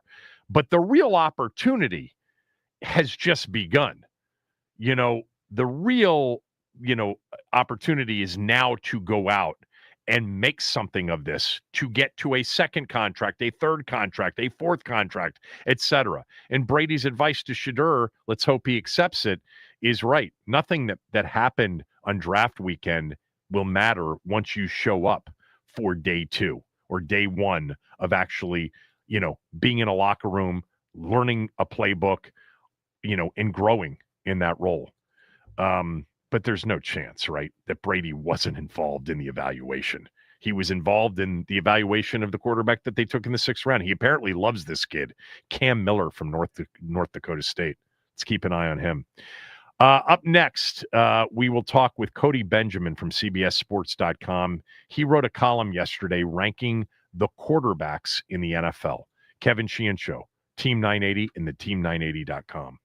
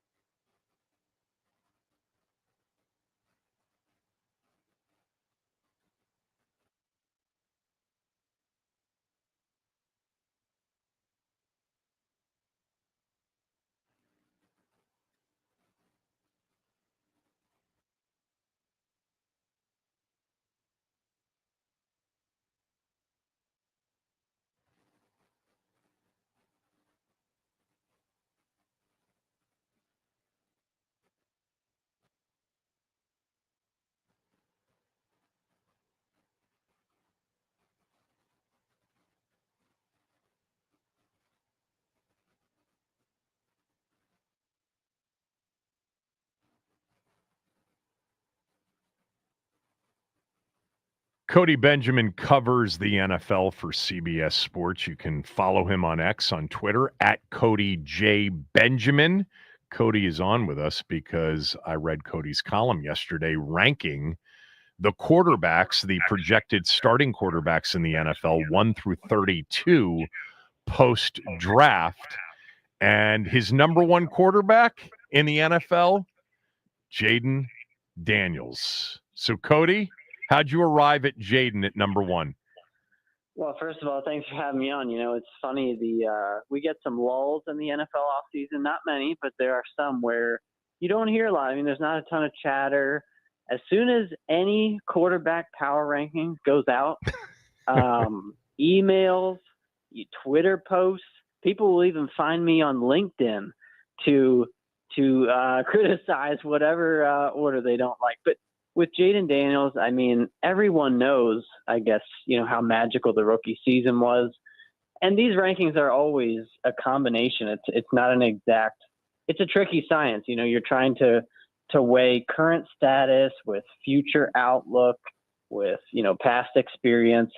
And I just have a hard time, you know, right now, as we stand going into 2025, is Patrick Mahomes more reliable? Sure. Did Jalen Hurts just win a Super Bowl? Absolutely. You know, would I maybe rather take Joe Burrow as a pure pocket passer? Maybe, yeah. But I think you just look at the entire quarterback landscape. I think it's hard to find a quarterback who has as much promise, as much foundational support. You look at what Washington did to help him this offseason. And yes, we just saw a few, you know, last year, C.J. Stroud endured a certain sophomore slump. So Daniels might not be immune to that. But right now, as we stand, I just think it's hard to find a guy who's drawing more, who's shown much, you know, more promise than he has. And I just think that the bar is set so high for him this year. People want him to he was on the doorstep of a Super Bowl in year one. And so I don't see it as that outrageous. Yeah, not only was he, you know, 60 minutes away from the Super Bowl, the reason they were 60 minutes away from the Super Bowl was him more than anything else. I mean, you'd have to count 12 spots to get to whatever number 2 was after him. You're right, by the way. This is what I always refer to as, you know, power rankings and list season, which, you know, a lot of that sparks a lot of fun conversation. Something you wrote that I actually I thought it was an interesting way that you put it. You wrote, you'd be hard-pressed to find an NFL team that wouldn't hurry to claim him as its quarterback of the present and future, contenders included. So let's play this game. What teams in the NFL wouldn't swap quarterbacks? Yeah, it's a great question. I mean, because again, with these rankings, you're trying to kind of play both sides where it's very hard to separate these quarterbacks from their situation, right? I mean, would Jared Goff be in the top 10 if he didn't have Detroit set up? If he was with, for example, I'm just trying to think of a bottom of the barrel. If he were with the Colts or you know, the Browns, you know, I don't think Jared Goff would be in the top 10 probably. And so you're looking at there's a very select few. And I think you probably see it in the top 6 there. So on that list, we've got in the top 6, Jayden Daniels, Jalen Hurts, Joe Burrow, Lamar Jackson, Josh Allen, Patrick Mahomes. I mean, those are the names where I think it would be, you know, those teams, you could see it either way. You know, the Eagles, look, you know, Jalen Hurts deserves a lot of respect for, he did take a back seat for the Eagles Super Bowl run, but he answered you know, when he was needed, he answered. And so I don't think you can take anything away from Jalen Hurts. And Eagles fans wouldn't admit this probably after a Super Bowl win. But if you were the Eagles and you could keep everything else about the Eagles, but you could swap in Jayden Daniels for Jalen Hurts, a younger quarterback, a little more spry quarterback, a guy who has shown equal probably amount of poise at the NFL level, granted on a small sample size. I just think even that could be, you could make a case where the Eagles, if you put truth serum in their drinks, they might say, yeah, we like if we had our choice for the long term, we might rather take Jayden Daniels. And I don't think that's crazy. Again, if after 3 more years we've seen a stark regression from Jayden Daniels, well, then the rankings will reflect that. But right now, I just think, yeah, maybe Burrow, Hurts, Jackson, Allen, Mahomes. Those are kind of the only guys that I think would probably stand a chance in that kind of a scenario. I think the Eagles is a no-brainer. I mean, by the way, I would imagine that some of the critique was having Jalen Hurts number 2, because that was the surprise for me. Although you wrote something that I totally agree with, and that is his instincts, toughness, downfield touch, rugged mobility all show up in the clutch. That is an absolute truth with Jalen Hurts. He has played his best football in the biggest games that he's been involved in. Go back to the Super Bowl that they lost to the Chiefs. He may have been the best player on the field in that game. Yeah. But I looked at it this way. I think there are 2 quarterbacks and 2 quarterback situations in the NFL that without question teams would never decide to swap with Washington. I think Kansas City and Buffalo, Mahomes and Allen. I look at Burrow and I think they wouldn't want to do it, but his injury history might make them consider it. I look at Lamar, Cody, and I'm like, I don't know that they'd want to do it, but his postseason, up and down, to say it kindly, might be, a concern moving forward. By the way, some of his injury history as well. Jayden just had the most amazing season, and by the way, played his best in their biggest games. I'm not sure that any team wouldn't seriously consider it, with the exception of Kansas City and Buffalo. Yeah, and I think you hit on it a little bit that, with some of these guys, you can pick and choose. You go down the list of starting quarterbacks. Some guys get their ranking because of trustworthiness. Some guys get it because of just physical gifts. I think of like a Justin Herbert, where I can never quite, bring myself to drop him out of the top 15 just because the numbers always look pretty good. He just came off a year where he threw 3 picks. He's the total physical package, but yet he has no, you would clearly, already after 1 year, you clearly would give Jayden Daniels the advantage in terms of this guy's just unflappable. In high pressure moments, you already trust that. And so some guys have the gifts, some guys have that it factor. Jayden Daniels, again, 1 year, we that's the preface, but he has both. And so with Lamar, Lamar has been great. He has the gifts. He's shown it year after year. But that it factor, when it counts, is still an asterisk with him. No doubt. Maybe that just is a product of playing in the same conference as Patrick Mahomes. But guess what? Jayden Daniels played in the same conference as Jalen Hurts last year, as Matthew Stafford at whatever. And he ended up, like you said, close to the Super Bowl. So yeah, I think Washington fans should this is the time to relish it. I mean, until Jayden Daniels shows us otherwise, and that may be, well, he's up there. Yeah, I think your point, about it's just 1 year actually works for the question, right? Like, would you swap? Because there's so much that is unrealized, and what you saw in 1 year was so unusual. We've talked about this since the season ended, where, people have said, well, look out, look at CJ Stroud's sophomore slump year. And I'm like, the two aren't even comparable. CJ Stroud's rookie year was a distant second to Jayden's rookie year.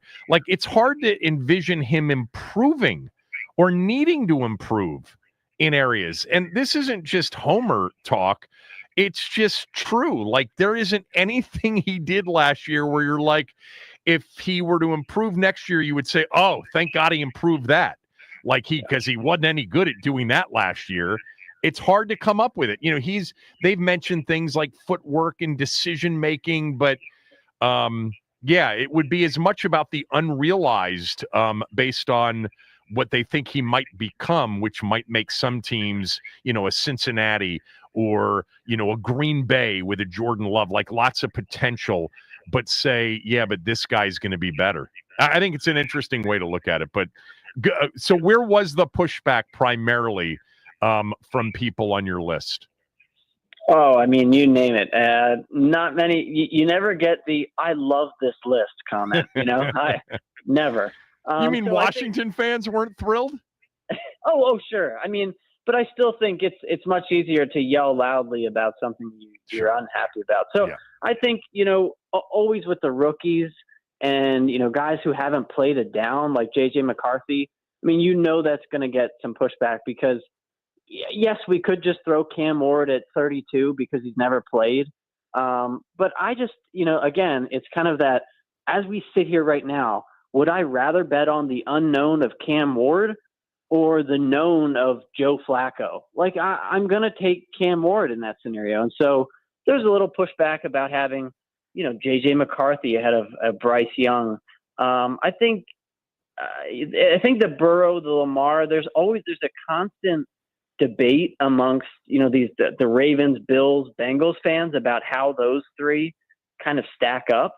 And even though at the end of the day, they all fall short to Mahomes when it counts, I think there's constantly some bickering kind of about, Lamar should be ahead of Burrow. He beat him in the regular season and all that. So in my mind, yes, obviously these rankings are meant to, get people talking about where they rank. But to me, the more important thing is not so much the actual number, like you're 1 or you're 3 or you're 7. It's what group are you in? Are you in the top 10 there? Are you, because, Jayden Daniels, Hurts, like those are the guys you just know are the upper echelon there.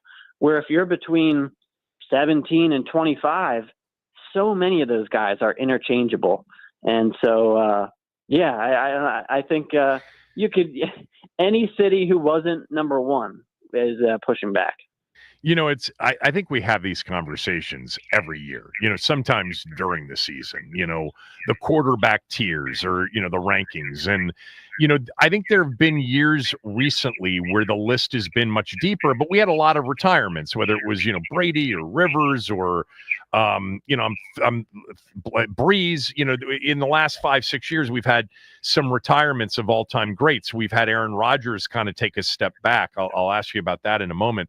But I think that now the conversation of like the top 5 or 6 is like, I think I don't know that I actually think Jalen Hurts at times is very underrated. I don't know that I'd put him in that elite category, but I think, Mahomes and Allen and Jackson and Burrow and Jayden are in that category.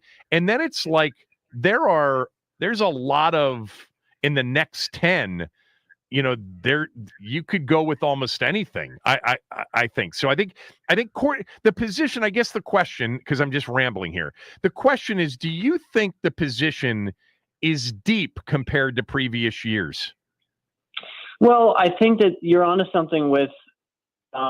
There is that group of guys that they're kind of just transcendent talents, and it's very hard to find them. Everyone's trying. Right. But the Jayden Daniels, the guys who just can do things that not others can do, and are probably going to elevate any team they're on. And even that's only to a degree, because I put in Joe Burrow's blurb, the last 2 years of his starts, they're just 14 and 13, and right. So that's a top 3 quarterback according to that ranking. And yet, we should see with the Eagles run this last year too, that you could even have an elite whatever you want to call Jalen Hurts, a really good quarterback, a championship, a clutch quarterback. You could have that. But I think that we've also seen in the Joe Burrow record, in the Super Bowl run by the Eagles, it isn't always all about the quarterback either. Like we love to have these conversations. It's much easier path to a Super Bowl win with an elite quarterback, a transcendent talent.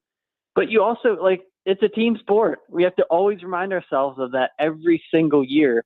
So much of this comes down to supporting cast. Look at those top teams: Washington, Philadelphia on the quarterback rankings list, Cincy, Baltimore, Buffalo, Kansas City, the Rams, the Packers. I mean, most of those teams have playoff caliber supporting cast, playoff caliber head coaches. So that it's obviously a package deal. As far as you're saying, is it deeper? I just think it's kind of a pick your poison. What kind of a quarterback do you want?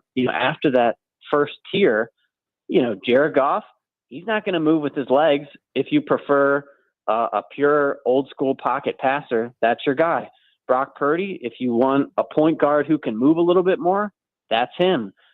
Baker Mayfield, you want a quarterback who's going to truck a linebacker in the open field, that's your guy. I think it's kind of a pick your poison in terms of who matches well with your coordinator, with your talent, with the direction of your team. Yeah, it's really interesting the way you're thinking about it, because we've had so many of these same conversations. Like you can look at, okay, the Super Bowl winners, other than Foles, it's been Brady, it's been Mahomes. You had Stafford, who was an elite quarterback, certainly that year. And then, you can debate Jalen Hurts. But I think what I've kind of settled on, Cody, in recent years is that having that truly elite, transcendent, however you want to describe, top five-ish kind of a quarterback, the thing that it guarantees more than anything else isn't necessarily a Super Bowl. It just guarantees that as long as that player's upright and healthy, you are going to be a sustained contender year in and year out. Even Cincinnati, you look at the Burrow thing, they didn't make the postseason last year. They were still a 9-8 football team. Like, with elite quarterback play, you are in contention to make it to the postseason, to win more games than you lose. And that's the best way to get into that position more than any other way. Yes. And I think, this conversation is very nuanced, because you also Right. You want that kind of a quarterback, but you also don't want to throw him into Cleveland, for example. That's just not going to be great for their development. They're not going to have the weapons they need, the coaching perhaps. But yes, I think you're also highlighting that let's acknowledge first, it's a team sport. You need more than the quarterback. But now, when it comes to the quarterback position, when it comes to deciding, are we going to extend this guy or are we going to reset? A lot of teams, you look at the middle of this group, guys like Geno Smith, Dak Prescott, your Kirk Cousins of previous years, maybe Tua, Sam Darnold, these guys that just float in the middle.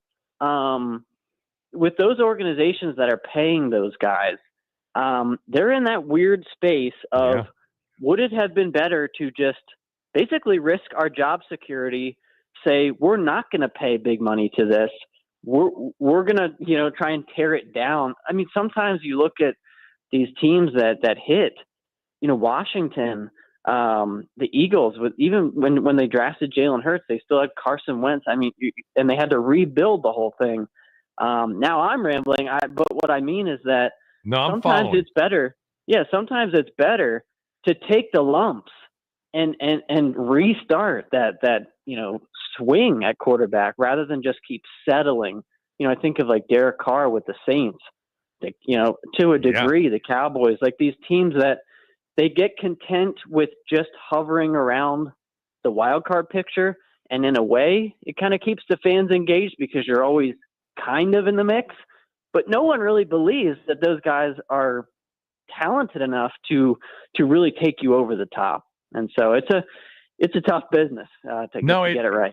That's such, and you brought up somebody who my listeners know that I know well and I'm a fan of, but you're right in that, what Minnesota did with Cousins all those years, paying him elite money, prevented them from putting a really good, consistent, deep team around him. Now, I don't think he was middle of the pack. I think he was closer to kind of top 10, but he was not elite. He wasn't, Burrow. He wasn't Josh Allen. He wasn't Mahomes. He wasn't Jayden Daniels.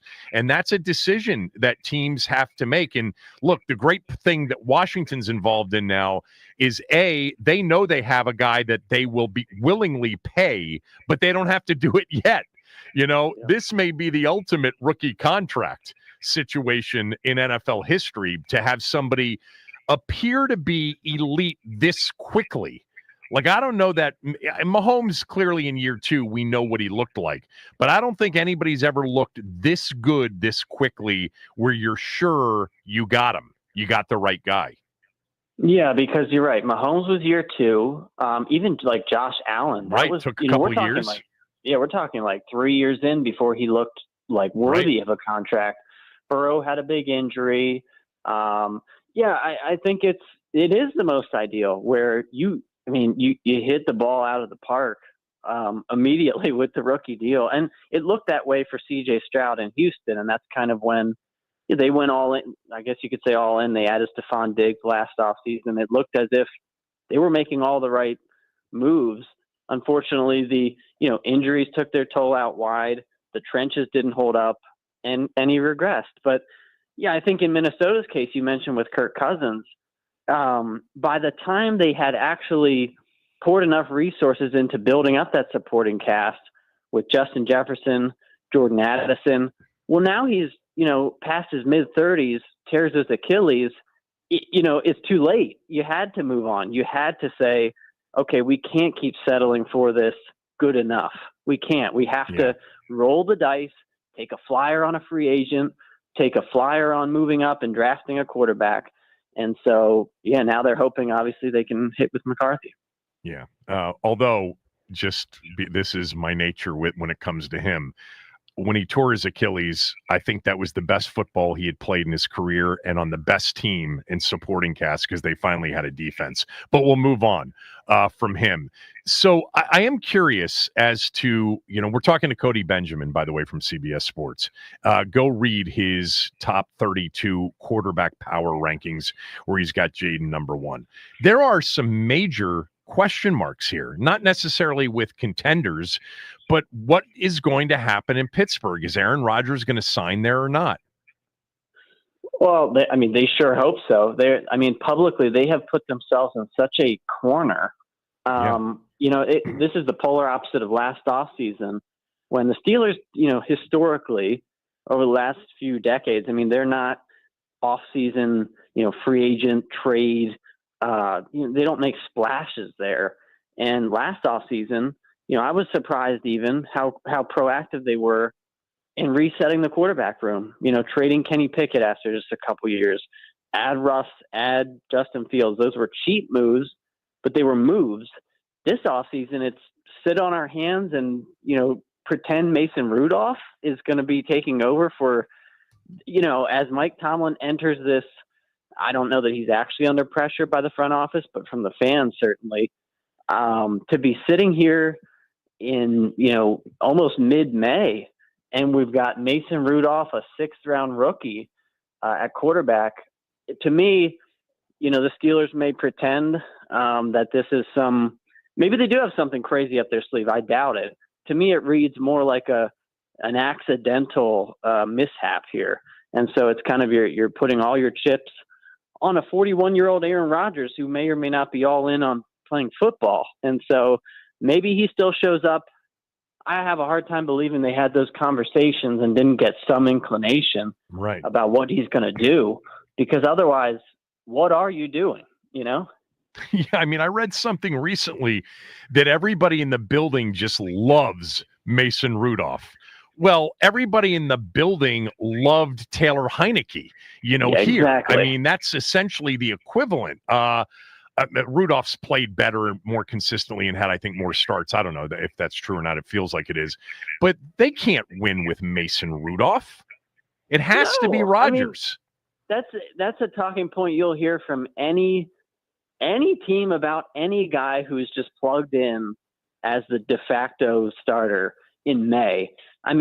Come October 12th, if you're sitting under 500 and the picks are, you're throwing as many picks as touchdowns. Yeah. Does everyone love Mason Rudolph in the building then? I'm not, no discredit to his character or whatever. He showed he was the most competent of their quarterbacks a few years ago, but that's not a high bar. I think they have to say that because, well, you trade for DK Metcalf, you bring Mike Tomlin back, you make these moves as if you're going to be something this year. No one else is on the roster. What else are they going to imagine if they said, we don't like Mason Rudolph, Well, yeah, no point taken. What about New York? Do you think they moved up and back into the first round to select Jackson Dart because Brian Dable thinks there's a chance he could start day one? I would be surprised. I think, yes, Brian Dable, I think it's been reported and it seems pretty clear that he was the driving force for that decision. And stylistically, it makes sense. If you look at Jackson Dart, you just throw on some highlights. I see some just from the physical build and the way he moves and throws. I see some Jalen Hurts, some shades of that style, and that makes sense for Brian Daboll. Remember his best year with the Giants, he kind of turned Daniel Jones into a guy who just kind of moved and protected the ball, which is what Jalen Hurts did, for the Eagles. And so as far as day one, though, I think there's still enough pressure to win this year that you try and squeeze whatever juice is left out of Russell Wilson, because theoretically, even though he can't move as well, the ability previously to roll out, take a shot deep, get neighbors involved, I still think it's Russ, unless we get another random August calf injury. Then maybe you do put Dart in instead of Jameis Winston. Really good job. I really appreciate the conversation. Go read Cody. He just put a list of the top 10 wide receiver duos out. But you can follow him and read all of his stuff by going to his Twitter X account, Cody J. Benjamin. Really enjoyed the conversation. Thanks for doing this. Yeah, no problem. I'll have to keep ranking the Commanders number one, and then we have some fun conversations then. Yeah, well, I'm going to get into this wide receiver list probably tomorrow, but thanks, Cody. Okay. No problem. Thanks for having me. Take care. Yeah, list and ranking season for sure. Tim Leggler is going to jump on the show. We'll talk some NBA playoffs with Legs next. Kevin Sheehan Show, the Team 980 and the team980.com.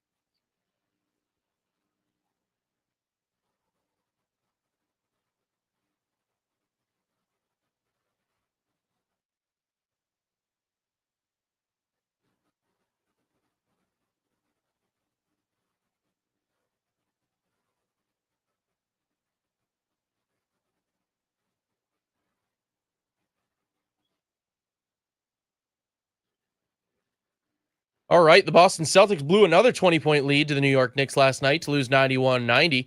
They go up 2-0, or the Celtics go down 2-0 in the series, heading to MSG. That is sure to be an exciting night. Speaking of blown leads, the Washington Nationals blew yet another one, up 3-0 heading into the sixth. Michael Soroka loads the bases and gives up 3 RBIs to tie the game. Jorge Lopez entered in relief and gave up 2 more runs to put the Nats down 5-3. Andrew Chafin tried to finish off the inning, tried his best, might I add, and ended up with 3 more on the board. The Nats go down 8-3 and finish down 8-6. They got the Cardinals coming to town. They will play tomorrow. Nats on deck with Charlie and Dave. Starts at 6:15 on the Fan. Tonight on 106.7, the Caps will take on the Canes in Game 2. Spencer Carberry said expect lineup changes following a dreadful performance in Game 1. Taylor Radish expected to get the draw in for Ryan Leonard. Ryan Leonard took extra time with the scratches tonight after practice. This update is sponsored by the Team 980 YouTube page. Just open the app, type in the Team 980 and hit subscribe. Kevin Sheehan is live from 10 to 1 and Craig Hoffman from 4 to 7. Don't forget to like the stream and turn on notifications to stay up to date on all things DC sports. And that's what's trending.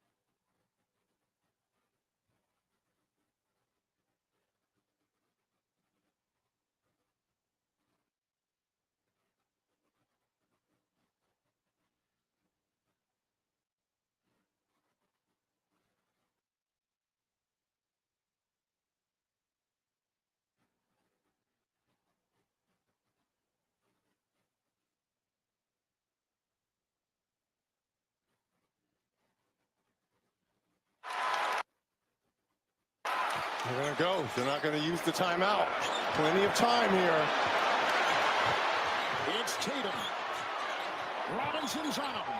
Tatum maneuvering. Oh, the ball knocked away. Another great defensive play for the Knicks. They've got it. They've won it. New York has gone up 2 games to none. And defense again at the end. Back-to-back 20-point leads blown. Knicks lead 2-0. Do they have to win Game 3? I kind of feel like they need to win on Saturday. Joining me right now, my friend Tim Leggler. By the way, what's your next game? Do you have one of the games on Friday night? I do not. I've got 2 games out in San Francisco, Saturday and Monday, games 3 and 4 of the Minnesota Golden State series. With no Steph. We'll talk about that in a minute. But I played your sound yesterday about the way you felt about Game 1 in the Boston-New York series, called it an abomination, the way they played. What'd you think of last night? Yeah, so look, I actually thought that the beginning of the game, it was clear to me their intent was to get into the paint more, particularly Jaylen Brown, Jason Tatum. I thought both of those guys had a different approach. Derek White was probably the only guy that looked similar. You know, he's got a very quick release. He's a high percentage 3-point shooter. He's going to look for him. So I don't think he changed much, but I thought the other 2 guys looked different at the start of the game. And they weren't making threes, the ones that they did take, but I was was happy as just an analyst watching them have better balance in their offense and not taking the very first open look they got. And they built a lead that way. Their defense was excellent. I was prepared to go on SVP after the game, and all the notes I was taking was leading me to a possession of them defensively, because I thought I saw some great things out of them there, and then a possession of turning down a three that led to something better in the paint. Like, this was going to be my 2-play touchscreen. I took over 20 pages of notes on this game. And then all of a sudden, Kevin, here we go. And it wasn't like they started just completely, taking threes the way they did in game one that opened the door for the Knicks, because that's exactly what they did. By extending the game, they created more possessions in that game because of how quickly they were shooting the ball, right. And the Knicks needed all of that. That's not what happened last night. Last night, they only took 3 or 4 during that entire stretch when they were erasing that lead. They were getting into the paint. They were shooting mid-rangers. They had a couple plays at the rim. They just looked incredibly tight to me in everything that they were doing. So they were not able to convert, to stop the momentum. It only takes a basket or two, and they win the game in about a 5-minute stretch. It was going to take 2 baskets probably to win the game, and they couldn't get it done. And I think the environment in the building for a home team in that situation, the shock that was probably being projected onto the court from the fans, I think it affected some of those guys. I think Tatum was affected by the narrative over the last 48 hours about all the threes they were taking, all the threes he was taking. I don't remember him hunting a single step-back three in the entire game. He only took 5 for the night, and he takes 10 on average. And so I think he was really going overboard to try to prove to people that he wasn't going to continue to go into this trap of just settling for 3-point shots. And I think his mind was fried the entire night. That's what I think. And then in the fourth quarter, the pressure of the moment really just engulfed that entire team, where they couldn't operate normally offensively. And the Knicks smelled it, tasted it, and they were able to do the exact same thing they did to them in game one and flip the script in a period of about 8 minutes. Yeah, I described it as like the yips. I mean, it really looked like it. He that corner three that he had, he took his time and almost aimed it. That's not the way shooters shoot it. What's interesting about the way you described game one versus game two? Game one, would you have had an issue had they just not taken the volume of threes so quickly with the lead? If they had ultimately shortened the game, which I totally agree with you, they didn't do, and it's still, shot, and they wouldn't have shot as many because there would have been fewer possessions, because it is kind of the way they play to a certain degree. It was just different in game one because of how quickly they went. No, that's really what the problem was. And people, that heard my critique, I hope that's what they took from it, because that's what I was talking about. When I said it was insulting to the game of basketball, that's really what I meant. The basketball gods are looking at them and saying, you played a great game. You got a 20-point lead. Well, then the way basketball works, you don't completely change your identity. It's not like you come up the floor and throw the ball into Al Horford in the post for the next 8 minutes. That's clearly not what they're going to do. This is their style. I get it. They've got a lot of guys that can shoot it. What I'm saying is, why were they taking shots that quickly off of one pass? Or I had examples written down, and the funny thing is, it wasn't just Tatum, although he probably took 5 or 6 off the dribble step back threes without anybody else touching the ball in that possession. I was actually more concerned with the couple of the ones Horford took, a couple of the ones Drew Holiday took. Drew Holiday ran down a long rebound in the corner right in front of the bench and just fired the opposing bench, and turned and fired a 3 with a guy draped on him, as if it was the last play of the game and they were down by 2. That's literally what it looked like. It was almost, I made a joke last night. It almost got to the point. It looked like whoever makes one first wins a car. That's what it looked like. There's some sort of competition going on. That's how quick they were just letting them fly. Single crack of daylight, I'm letting it fly. And of course, according to Second Spectrum, which I have a lot of problems with, some of those are labeled uncontested. I would probably differ in that opinion. But the one thing that is not disputable is you can have a shot that's rushed, even if it's uncontested. And they did that repeatedly, 37 threes after halftime. I mean, you've got to be kidding me. In a game you're controlling. So my problem wasn't necessarily the sheer volume, because they could have gotten threes at the end of those possessions too. Right. If once the ball hit the paint and then kicked out and they they go around the horn a little bit, like that's when they're at their best, and you can't catch up to the ball, and they have too many guys that can shoot it, and that's when they just bury teams. But when they come down and there's this shell that's never penetrated on the perimeter before they shoot the ball, when you're up 20, no, I think that is insulting to the game of basketball, because that's not how you win games.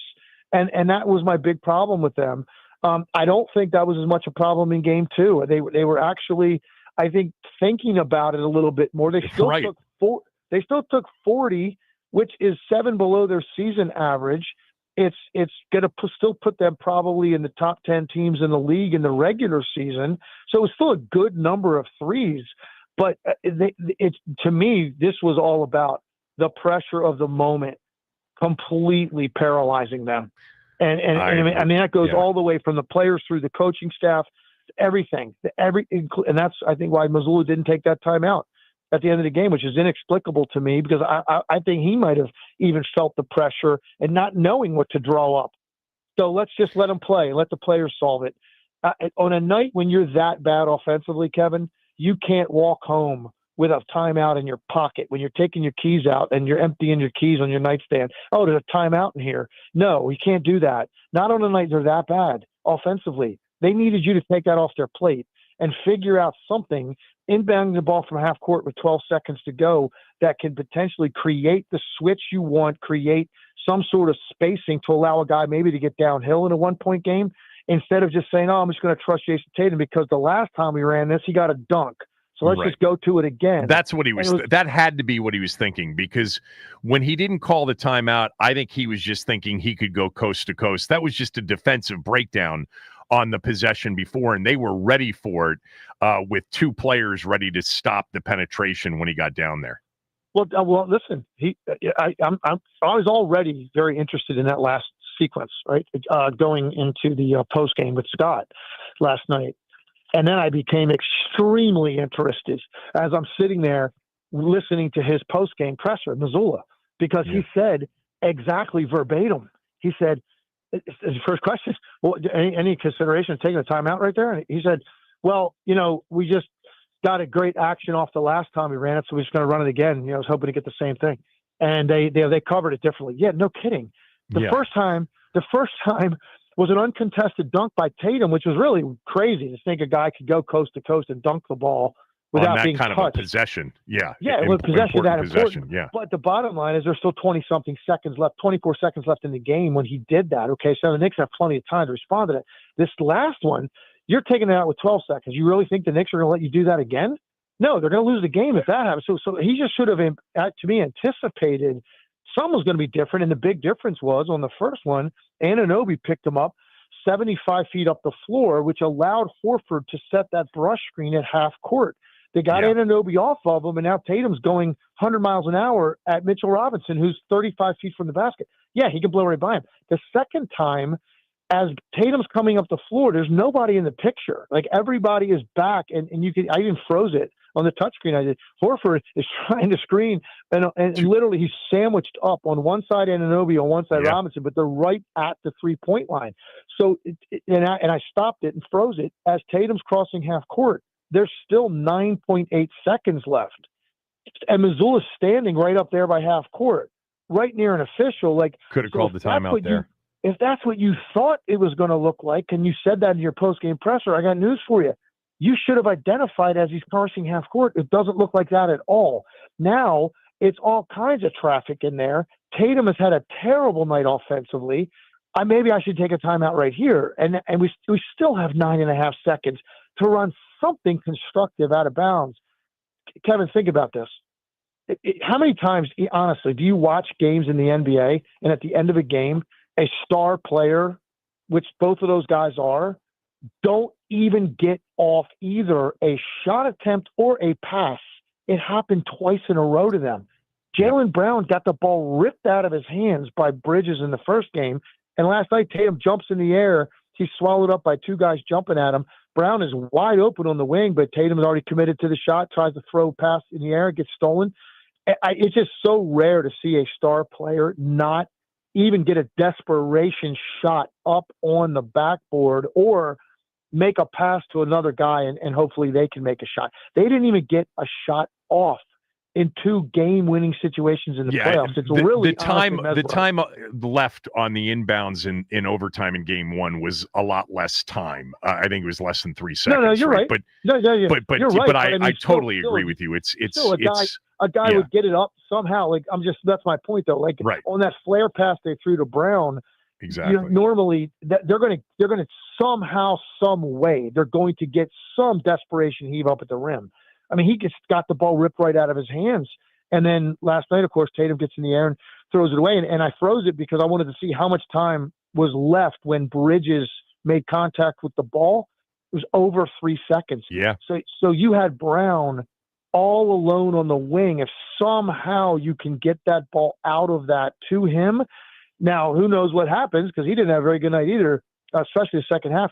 He either shoots a three or maybe he takes a one dribble pull up 18-footer, but he's getting that shot off. But Tatum could not get the ball to him. And now here we go, man. We're sitting here. We just saw history. No team's ever blown two 20-point leads in a row in the playoffs. No team's ever come back from two 20-point leads. So I want to get to some of the other series, but real quickly on this one. I said earlier in the show, it ain't over yet. I mean, I don't feel like it is. And I think game 3 is really important for the Knicks to win. What do you think? Yeah, I agree with that. Totally. I agree with both of those statements. I don't think it's over. And I do think if the Knicks lose game 3, particularly what I think the Celtics would have to look like to win that game, it would mean that they got back on track offensively. And they probably had some guys play well in the fourth quarter, because I don't think they're blowing the Knicks out. I think it's going to be a close game. If they win a close game and you got Tatum or Brown play well, or their team play well when they need to, they're going to feel like an absolute brand new team going into game 4.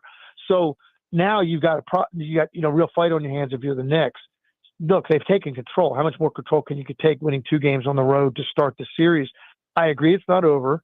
And I do think if the Knicks are going to get the Celtics' best game to this point in game 3, sometimes when you can get away from the noise of your home crowd and the anxiety that's in the building in the type situation like this, it might be the best thing for them to go play on the road and feel like an us against the world mentality, rather than at home where every time somebody misses a 3 right now, there's a collective groan from 20,000 people.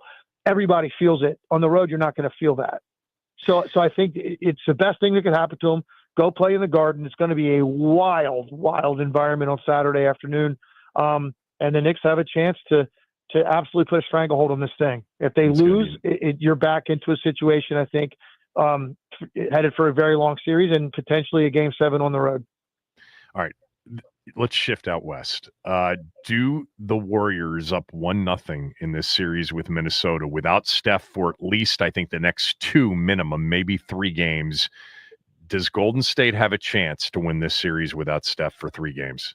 That'd be, I think, unlikely to think they're going to win it. I think they'll hang. And I was thinking about it today. Well, what could be likely is win a game while he's out, down 3-2, coming back to San Francisco for game 6, Steph emerges. I think that's the shortest timeline for him. And I think that's probably the situation they would be in. I think they can get 1. I don't know if they can get more than that. And I would certainly, if they got it to a 7th and deciding game with Steph healthy, I would give the Warriors a major chance.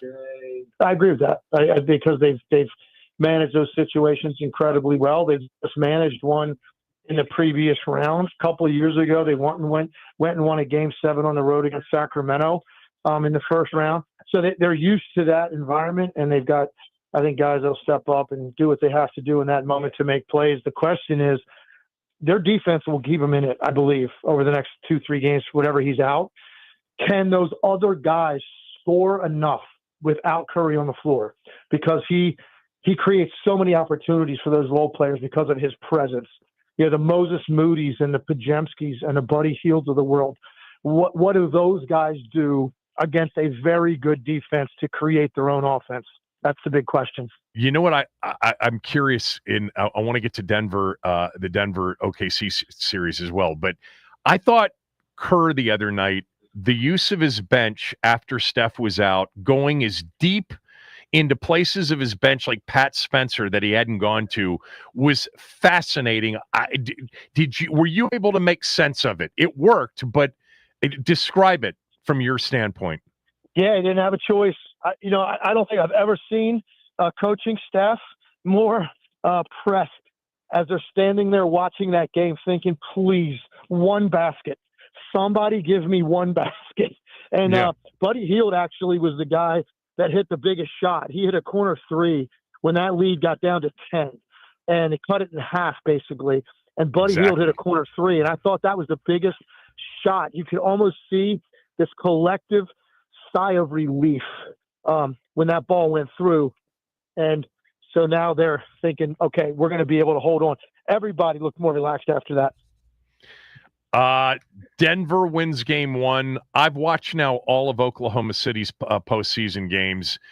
I think they're the best team, but they don't have the experience. But what do you think? Are they the best team, and will they win it all? Well, I think Oklahoma City's been the best team in the league this year, the best team I've seen. Has played their best basketball. Oklahoma City's the best. Now, this is only their second time kind of going through this on this level. So they didn't handle it very well last year. Let's see how they handle it this year. But I do think now, particularly with the way Boston looks, Cleveland is obviously hanging on by a thread with all their injuries, down 0-2, going on the road. I think Oklahoma City is firmly in the driver's seat now. All right, you're jumping into your rental car or your car. Thanks for doing this. Really appreciate it. Good luck on the next two out in San Francisco. You're great on the broadcast. All right, talk to you. Tim Leggler, everybody, calling in from wherever he was getting off a plane and getting into a car. Nice of him to do that. He's got the Warriors' next two games on Saturday night on ABC against Minnesota, and then on Monday night on ESPN against Minnesota as well. After tonight. Tonight is game 2 of that series. All right, that's it for the day. Caps tonight, back tomorrow.